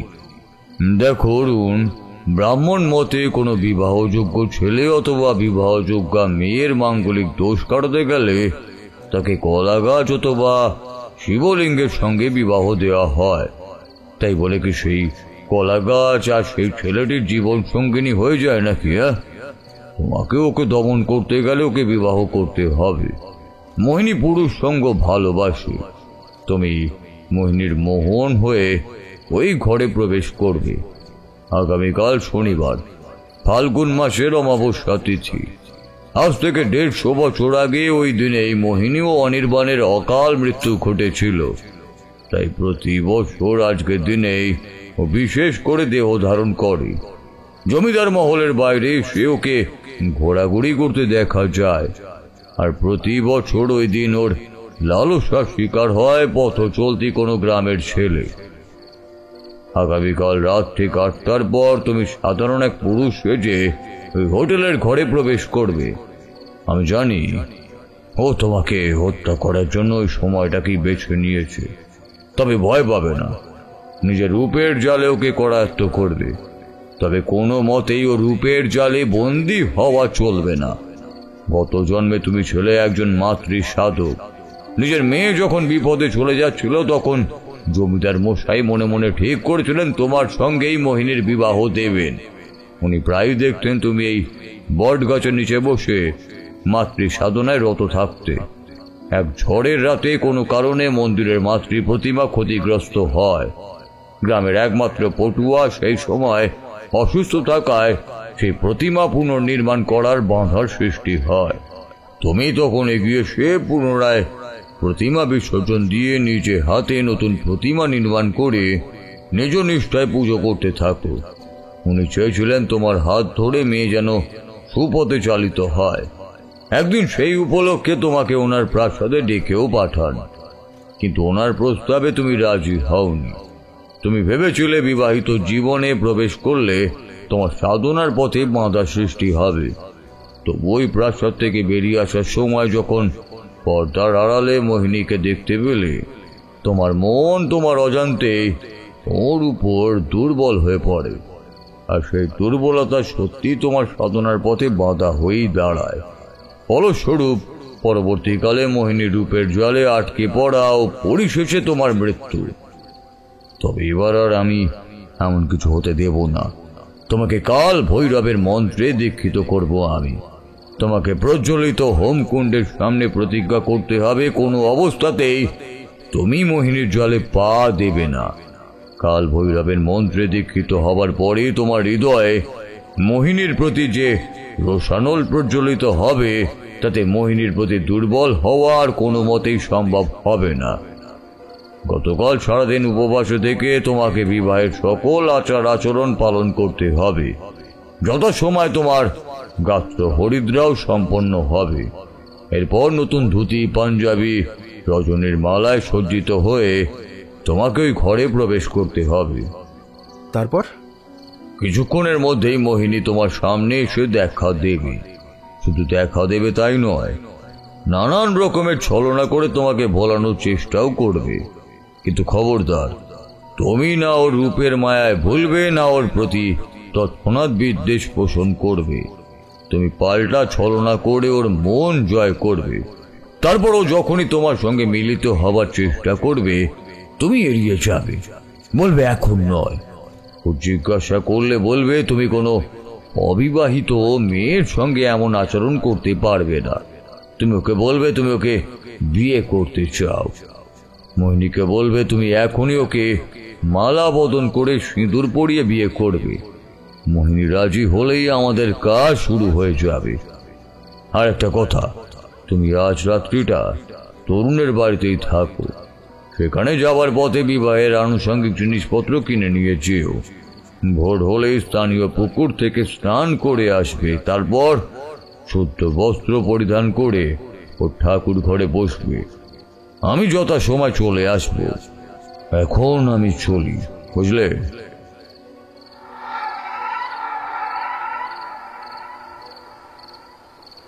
গুরুদেব অন্তর্হিত হলে আমি আর তরুণ ওর বাড়িতে চলে গেলাম। মাঝপথে দোকান থেকে বিয়ের সমস্ত কিছু কিনে আনলাম। সারা রাত নানা রকম চিন্তায় আর কিছুতেই ঘুম এলো না আমার। পরদিন ভোর হবার আগেই আমি ওদের বাড়ির পাশের পুকুর থেকে স্নান করে নিলাম। পরে শুনেছিলাম ওটা তরুণদেরই পুকুর। তারপরে নতুন ধুতি পরে গুরুদেবের জন্য অপেক্ষা করতে লাগলাম। তরুণ তখনও ঘুম থেকে ওঠেনি, তাই আর ওকে ডাকাডাকি না করে ওর ঠাকুর ঘরে গিয়ে এক মনে চোখ বুজে বসে রইলাম। হঠাৎ গুরুদেবের গলার আওয়াজে চোখ খুললাম। বললেন, বাহ, সবকিছুই ঠিকঠাক আছে দেখছি। বেশ, আমি তাহলে প্রথমেই তোমাদের দীক্ষা দান করছি। ঘরের মধ্যে হোমকুণ্ড সাজিয়ে গুরুদেব মন্ত্র পড়া শুরু করলেন। ঠাকুর ঘরে রাখা শিবলিঙ্গকে সাক্ষী করে 108টি বেলপাতা হোমকুণ্ডে আহুতি দেওয়া হলো। গুরুদেব আমার কপালে পরিয়ে দিলেন সেই হোমের টিকা। তারপরে আমায় দিয়ে আগুন ছুঁয়ে প্রতিজ্ঞা করালেন আমি যেন কোনোভাবেই মোহিনীর জানে প্রলুব্ধ না হই। নিজেকে আজ বেশ অন্যরকম লাগছিল। সবকিছু একটা স্বপ্নের মতো মনে হচ্ছিল আমার। যাই হোক, হোম শেষ হলে সেই হোমের শেষ ছাই মিশিয়ে দিলেন বিবাহের কাজে যে সিঁদুর ব্যবহার করা হবে সেই সিঁদুরে। এসব কাজের ফাঁকেই যে তরুণ কখন পেছনে এসে দাঁড়িয়েছে খেয়াল করিনি। গুরুদেব তরুণকে উদ্দেশ্য করে বললেন, তরুণ, তোমায় যে একটা কাজ করতে হবে বাবা। হ্যাঁ গুরুদেব, বলুন না। মোহিনীর ঘরের আলমারিতে ওর ব্যবহার করা এক জোড়া নূপুর আছে। সঙ্গে রাখা আছে অনির্বাণের রুদ্রাক্ষের মালা। গ্রামবাসীরা ওদের মৃতদেহের সঙ্গে এগুলো পায়। ওরা সেগুলো ওরই আলমারিতে রেখে আসে। এত বছর সেগুলো একইভাবে আছে। তোমায় যে ওগুলো নিয়ে আসতে হবে বাবা। তরুণ জানে দিনের বেলা মোহিনী ঘরে ঢুকলেও ও কিছু করতে পারবে না, তাই সাহস করে ওই সব জিনিসগুলো ওখান থেকে উদ্ধার করে অল্প সময়ের মধ্যেই ও আবার নিজের বাড়িতে এসে হাজির হয়। অরুণ, এবার তোমায় যে কাজটি দেব সেটা খুব মন দিয়ে করবে, কেমন?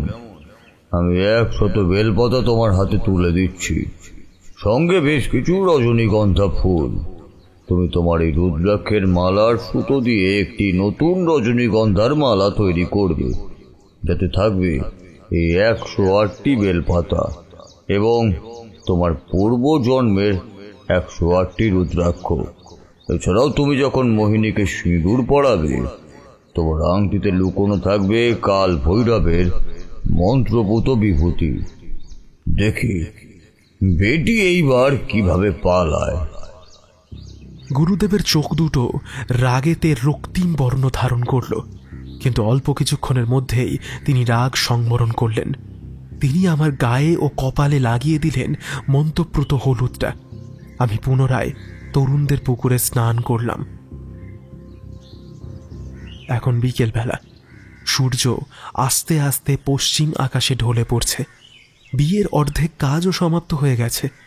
বলা বাহুল্য, মুখে প্রকাশ না করলেও আমার যে টেনশন হচ্ছে সেটা শুধু আমিই জানি। বুকের মধ্যে কেউ যেন ডুকডুকি বাজাচ্ছে, দামামা পিটছে। মনে মনে নাক কান মুড়লাম। জীবনে আর কোনো দিন কোনো জায়গায় একা বেড়াতে যাব না।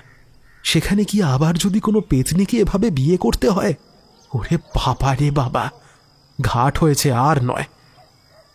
স্নান করে আসার পরেই আমার হাতে বরের নতুন ধুতি পাঞ্জাবি তুলে দেওয়া হলো। বন্ধুদের মুখে শুনেছি বিয়ের দিন নাকি ছেলেদের খুব আনন্দ হয়। কিন্তু আমিই বোধহয় প্রথম যার বিয়েতে সেদিন গলা ছেড়ে কাঁদতে ইচ্ছা করছে। যাই হোক, বেজার মুখে ধুতি পাঞ্জাবি পরলাম।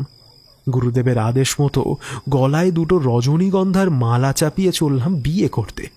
আমাকে নিয়ে যাবার জন্য তরুণ গাড়ি নিয়ে হাজির হয়েছে। বাড়ির বাইরে পা দিতেই গুরুদেব পেছন থেকে ডাকলেন, অরুণ দাঁড়াও। গুরুদেবের ডাকে পেছন ফিরে তাকালাম।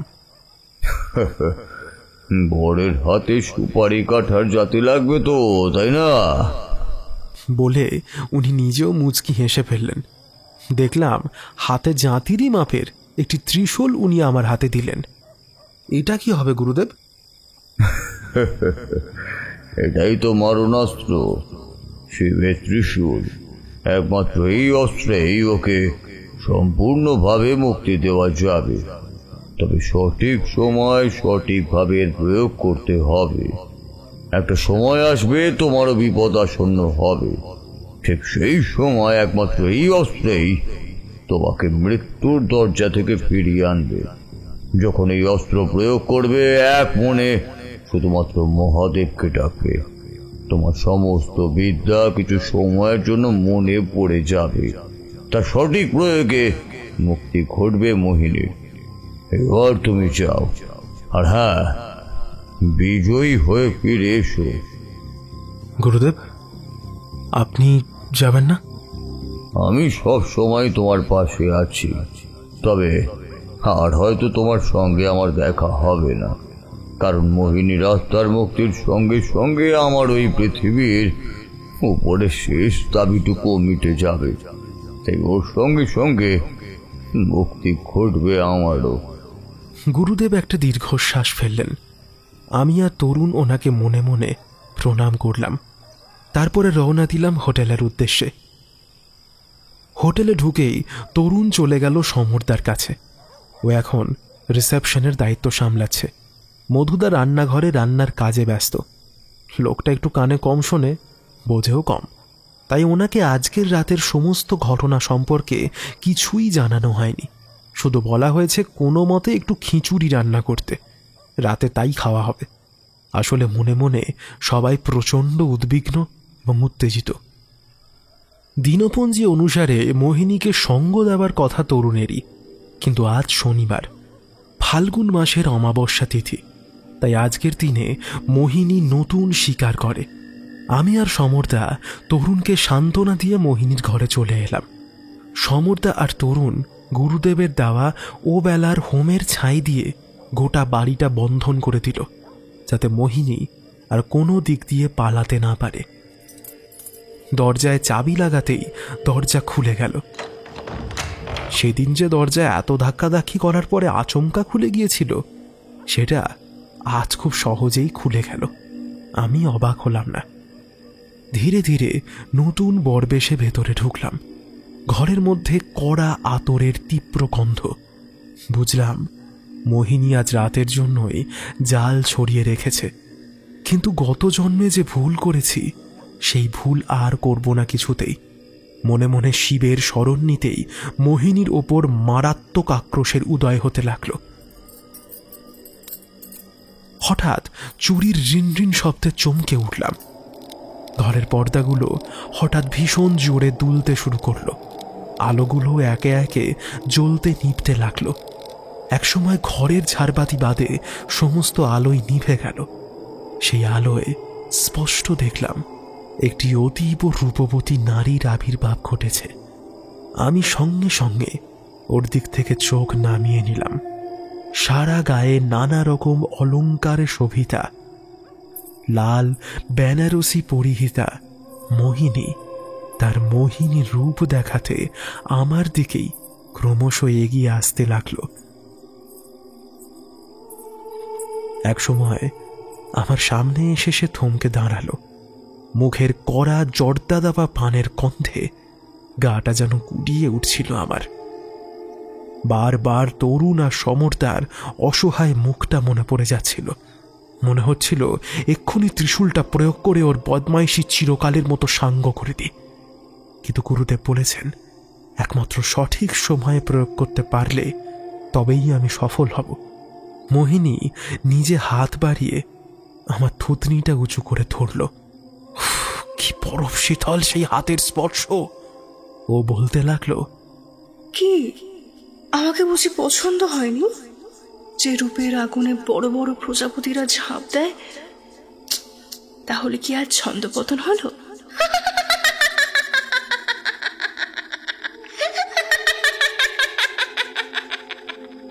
তীক্ষ্ণ হাসিতে গোটা ঘর কেঁপে কেঁপে উঠতে লাগলো। মোহিনী আবার বলতে শুরু করলো, তা প্রিয়, আমি যে শুধু তোমার অপেক্ষাতেই মধুরাত সাজিয়ে রেখেছি। বুঝি মধু খেতে ইচ্ছে করছে না? তা ভালো।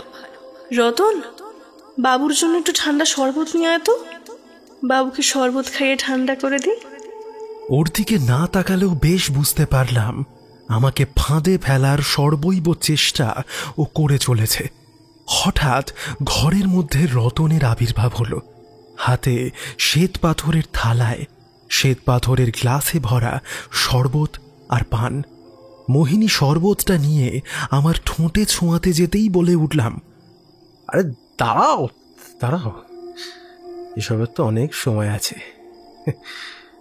আগে তোমাকে ভালো করে দেখি, তুমিও দেখো তোমার জন্য আমি কি উপহার এনেছি। পাঞ্জাবির পকেট থেকে ওর নূপুর জোড়া বের করলাম। ও বেশ অবাক হয়ে গেল, বলল, এটা এটা তুমি কোথায় পেলে? এটা তো আমারই।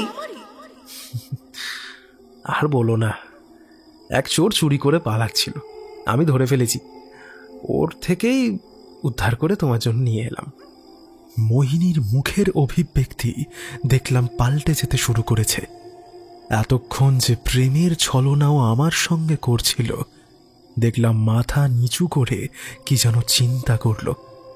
তারপরে হাসি মুখে বলল, এনেই যখন ফেলেছ, তখন তুমি না হয় পরিয়ে দাও আমাকে। পা দুটো এগিয়ে দিতেই কাঁপা কাঁপা হাতে নূপুর দুটো পরিয়ে দিতে লাগলাম। হায় রে, শেষে এক পেতনির পায়ে নূপুর পরাতে হচ্ছে। মোহিনীর পা দুটো সরিয়ে নিয়ে আবার শরবতের গ্লাস হাতে নিল, বলল, আহা, বেচারা আমার জন্য অনেক কষ্ট করে এসেছে, এবার তো এটা খাও। আবারও গ্লাসটা আমার দিতে এগোতে যেতেই আমি বললাম, হা, ওটা না হয় একটু পরেই হোক না, আগে তোমার সঙ্গে একটু গল্প করি। সত্যি বলতে কি, তোমাকে আমার বেশ লেগেছে। তাই বুঝি? দেখো না কি সুন্দর আজকের রাতটা, চারিদিক কেমন অন্ধকার, কেউ কোথাও নেই। এসো না, এসো, আজ আজ আমরা এক হয়ে যাই, এসো। মোহিনী ধীরে ধীরে আমার শরীরের ওপরে এগিয়ে আসতেই উঠে বসলাম আমি। বেশ তো, সত্যিই বলেছ, আজ রাতটা খুব সুন্দর। তবে আমি তো এভাবে কোনো অবিবাহিতাকে সঙ্গ দিই না সুন্দরী, তার জন্য যে আমাকে তোমায় বিয়ে করতে হবে। বিয়ে? সে তো অন্যদিন করতে হবে। তাহলে না না না, আমি ততদিন তোমাকে ছেড়ে থাকতে পারবো না, কিছুতেই না, কিছুতেই না প্রিয়। আমি তাড়াতাড়ি বললাম, না না না না না, অন্যদিন হতে যাবে কেন, অন্যদিন হতে যাবে কেন, আজই, এখনই হবে। আমি যে তৈরি হয়ে এসেছি। মোহিনী এবার আমার বেশভূষার দিকে ভালো করে দেখতে লাগলো, তারপরে বলল, বেশ, তোমার যা ইচ্ছা, আমি রাজি। মোহিনী বিছানা থেকে নেমে মেঝের উপরে দাঁড়ালো। আমিও বিছানা থেকে নেমে ওর সামনে গিয়ে দাঁড়ালাম। আস্তে আস্তে কৌশল করে নিজের গলার রুদ্রাক্ষ, বেলপাতা আর রজনীগন্ধা দিয়ে মোড়া মালাটা ওর গলায় পরিয়ে দিলাম। সঙ্গে সঙ্গে ঘরের মধ্যে যেন তোলপাড় শুরু করলো। বিছানায় পড়ে ছটফট করতে লাগলো। সারা শরীর জ্বলে গেল গো, সারা শরীর পুড়িয়ে দিল আমার। মোহিনীর চিৎকারে গোটা ঘর যেন কেঁপে কেঁপে উঠতে লাগলো। এই এই, তুই কে রে শয়তান? হ্যাঁ, এত বড় সাহস, এই মোহিনীর সঙ্গে টক্কর দিতে এসেছিস? ও তুই তুই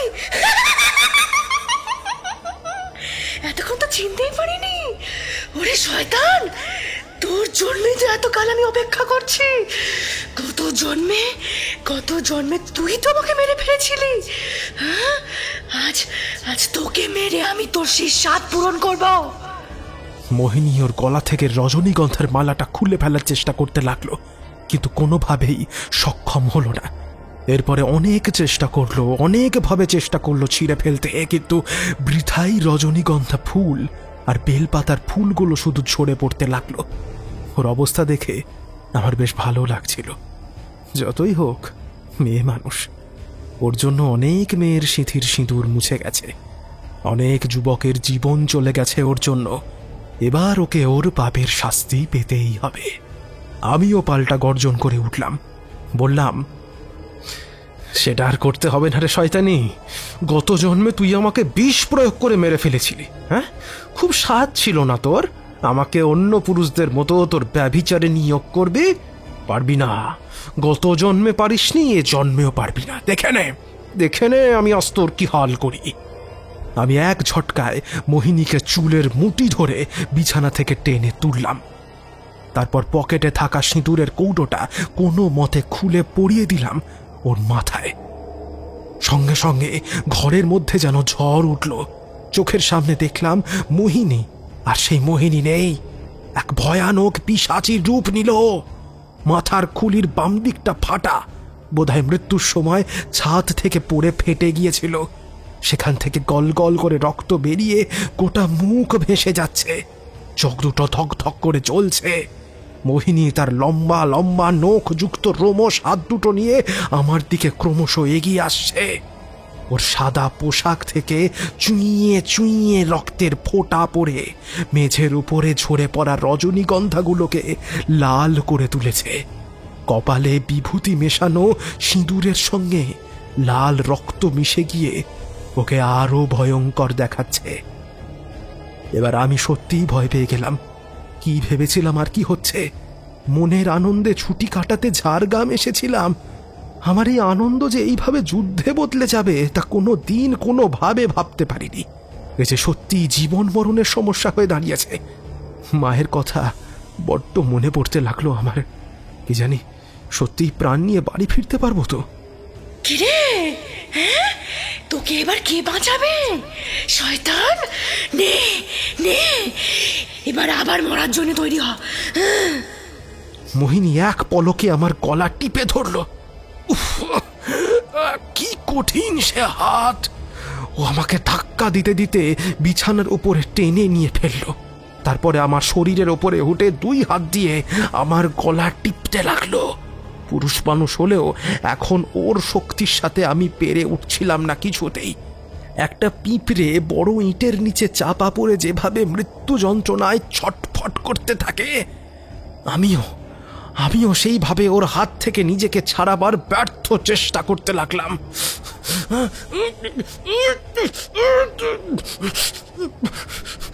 ওর নখের আঘাতে আমার গলার দুপাশ ছিঁড়ে গিয়ে রক্ত ঝরতে লাগলো। চোখ দুটো ঠিকরে বেরিয়ে আসছিল আমার। আমি জোরে জোরে নিঃশ্বাস নিতে বড় করে হাঁ করলাম। এমন সময় ধস্তাধস্তিতে আমার পকেটে থাকা ত্রিশূলের আঘাতে আমার কোমর থেকে রক্তপাত হতে লাগলো। আমার শরীরের রক্ত ত্রিশূলে লাগতেই জেগে উঠল সেটা। পাঞ্জাবের মধ্যে থেকেও বুঝতে পারছিলাম ত্রিশূল আগুনে পোড়ানো লৌহ বর্ণ ধারণ করেছে। আমার সমস্ত চেতনা হারানোর মুহূর্তে মুখ থেকে যেন আপনা বেরিয়ে এলো, মাগো! সঙ্গে সঙ্গে কি যেন ঘটল বুঝতে পারলাম না। ঘটনাটা লিখতে যতটা সময় লাগছে, ঘটতে তার সিকিভাগও সময় লাগলো না। এক মুহূর্তে আমার পূর্বজন্মের সমস্ত বিদ্যা আমার মনে পড়ে গেল।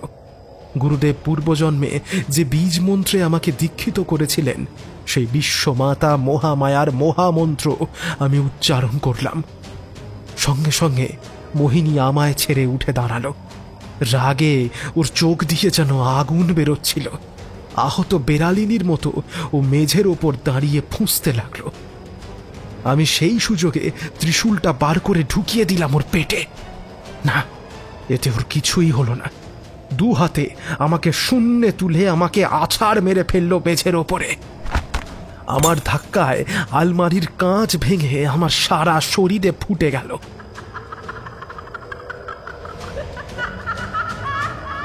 মোহিনীর অট্টহাসিতে গোটা ঘর আবার কেঁপে উঠল। আমি মা দুর্গাকে স্মরণ করে কোনো মতে ঠেলে উঠলাম। সারা দেহ থেকে রক্ত ঝরছে আমার। নিজের মৃত্যু যে আসন্ন সেটা আমি বেশ বুঝতে পারছি, কিন্তু এই জন্মে আমি একা মরব না। মরলে মোহিনীকে সঙ্গে নিয়ে মরব। যেভাবেই হোক, বিয়ে তো করেছি, বউ তো বটে। এই অবস্থাতে নিজের নিয়তির ওপরে আর না হেসে পারলাম না।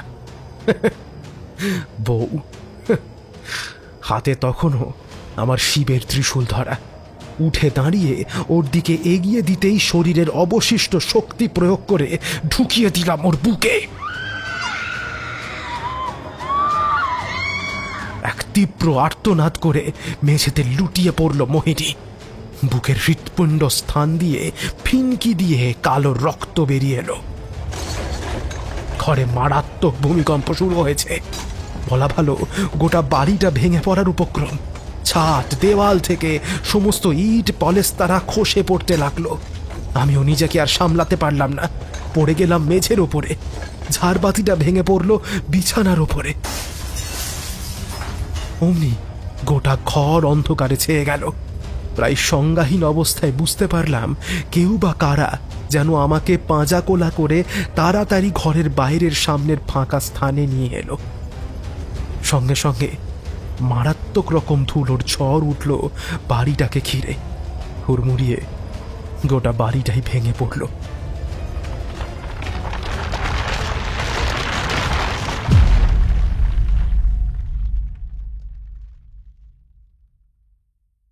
এরপরে কত দিন কেটে গেছে জানি না।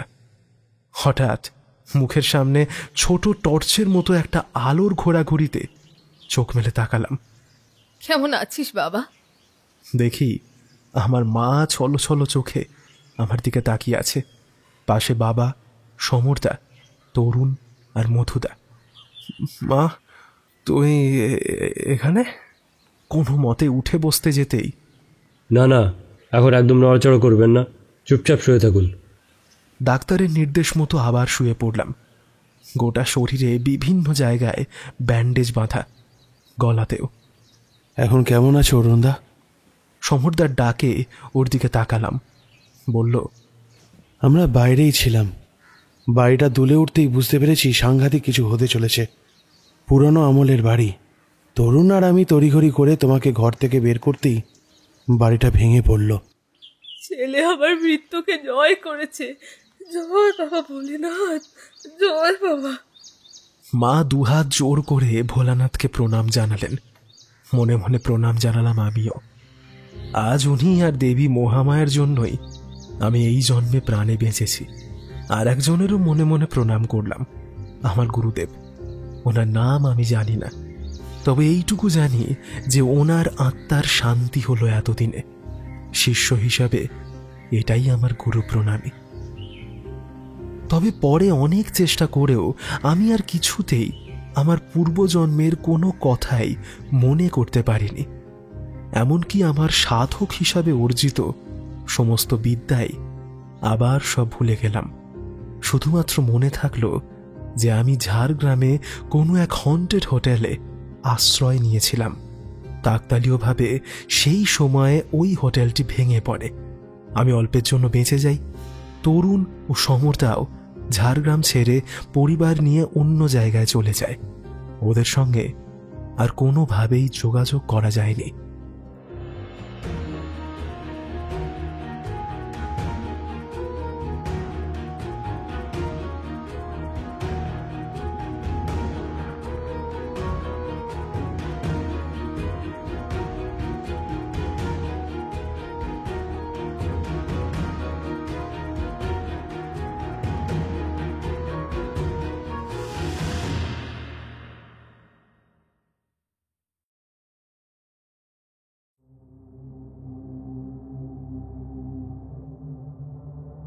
শেষ হলো আজকের গল্প, বিউটি কর্মকারের লেখা মায়াজাল।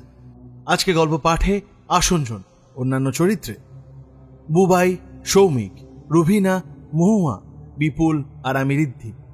চিত্রনাট্য কমলিকা। এই সুন্দর প্রচ্ছদা করেছে ক্রিয়েটোমেনিয়া। আবহ, শব্দগ্রহণ ও ভিডিওগ্রাফিক্স হানাবাড়ি প্রোডাকশন। পরিবেশনা ও পরিচালনায় টিম হানাবাড়ি। তো বন্ধুরা, কেমন লাগলো আজকে আমাদের গল্প? জানাও তোমাদের মতামত আমাদের কমেন্ট বক্সে, কারণ জানো তোমাদের কিন্তু প্রত্যেকটা কমেন্টে আমরা রিপ্লাই ব্যাক করি, আর তোমাদের এই প্রত্যেকটা কমেন্টই আমাদের কাছে খুব মূল্যবান। আর যদি গল্পটা ভালো লেগে থাকে তাহলে অবশ্যই লাইক করতে হবে এবং শেয়ার করে দিতে হবে তোমাদের বন্ধুবান্ধব এবং আত্মীয় স্বজনের কাছে, এবং তাদেরকে বলতে হবে আমাদের হানাবাড়ি ইউটিউব চ্যানেলটা যেন তারা সাবস্ক্রাইব করে পাশে রাখা বেল আইকন ক্লিক করে অল করে দেয়, যাতে আমাদের নতুন কোনো ভিডিও এলে সবার আগে তাদের কাছে নোটিফিকেশন পৌঁছে যায়। বন্ধুরা, হানাবাড়িতে এসে গেছে হানাবাড়ি এক্সট্রা, মানে হানাবাড়ি এক্সট্রা শর্টস গল্প। এখন বড় গল্পের সাথে সাথে হানাবাড়িতে আসতে চলেছে ছোট গল্প। এইগুলো কোথায় পাবে? এই চ্যানেলেই শর্টস ট্যাবে, কারণ এইগুলো শর্টসের মাধ্যমেই ছোট ছোট গল্পগুলোকে আপলোড করা হবে। আশা করি এই বড় গল্পের সাথে সাথে নানান ধরনের ভৌতিক যে ছোট ছোট গল্প আমরা আনবো, সেই শর্টস ভিডিওতেও তোমরা ভালোবাসা দেবে। তাহলে আর দেরি কিসে? এক্ষুনি যাও আমাদের এই চ্যানেলের শর্টস ট্যাবে ক্লিক করো আর শুনতে থাকো আমাদের নানান ধরনের ভৌতিক গল্প। অলরেডি একটা গল্প কিন্তু পড়ে গেছে, যার নাম সার্থক মুখার্জির কলমে হিসেব বাকি। এর 3টে পার্ট এখনই আপলোড করা আছে। যাও তোমরা শোনো আর জানাও তোমাদের মতামত আমাদের কমেন্ট বক্সে। আর বন্ধুরা, হানাবাড়ি বার্থডে উপলক্ষে কিন্তু অভিক অর্জুন দত্তের একটি ভয়ঙ্কর গল্প খুব তাড়াতাড়ি আসতে চলেছে, তাই চোখ রেখো আমাদের এই হানাবাড়ি ইউটিউব চ্যানেলে। তাহলে বন্ধু, আজ আসি, দেখা হচ্ছে পরবর্তী কোনো গল্পে। ততদিন ভালো থেকো, সুস্থ থেকো, হানাবাড়ি পাশে থেকো, সাবধানে থেকো আর ভয়ে থেকো। শুভরাত্রি।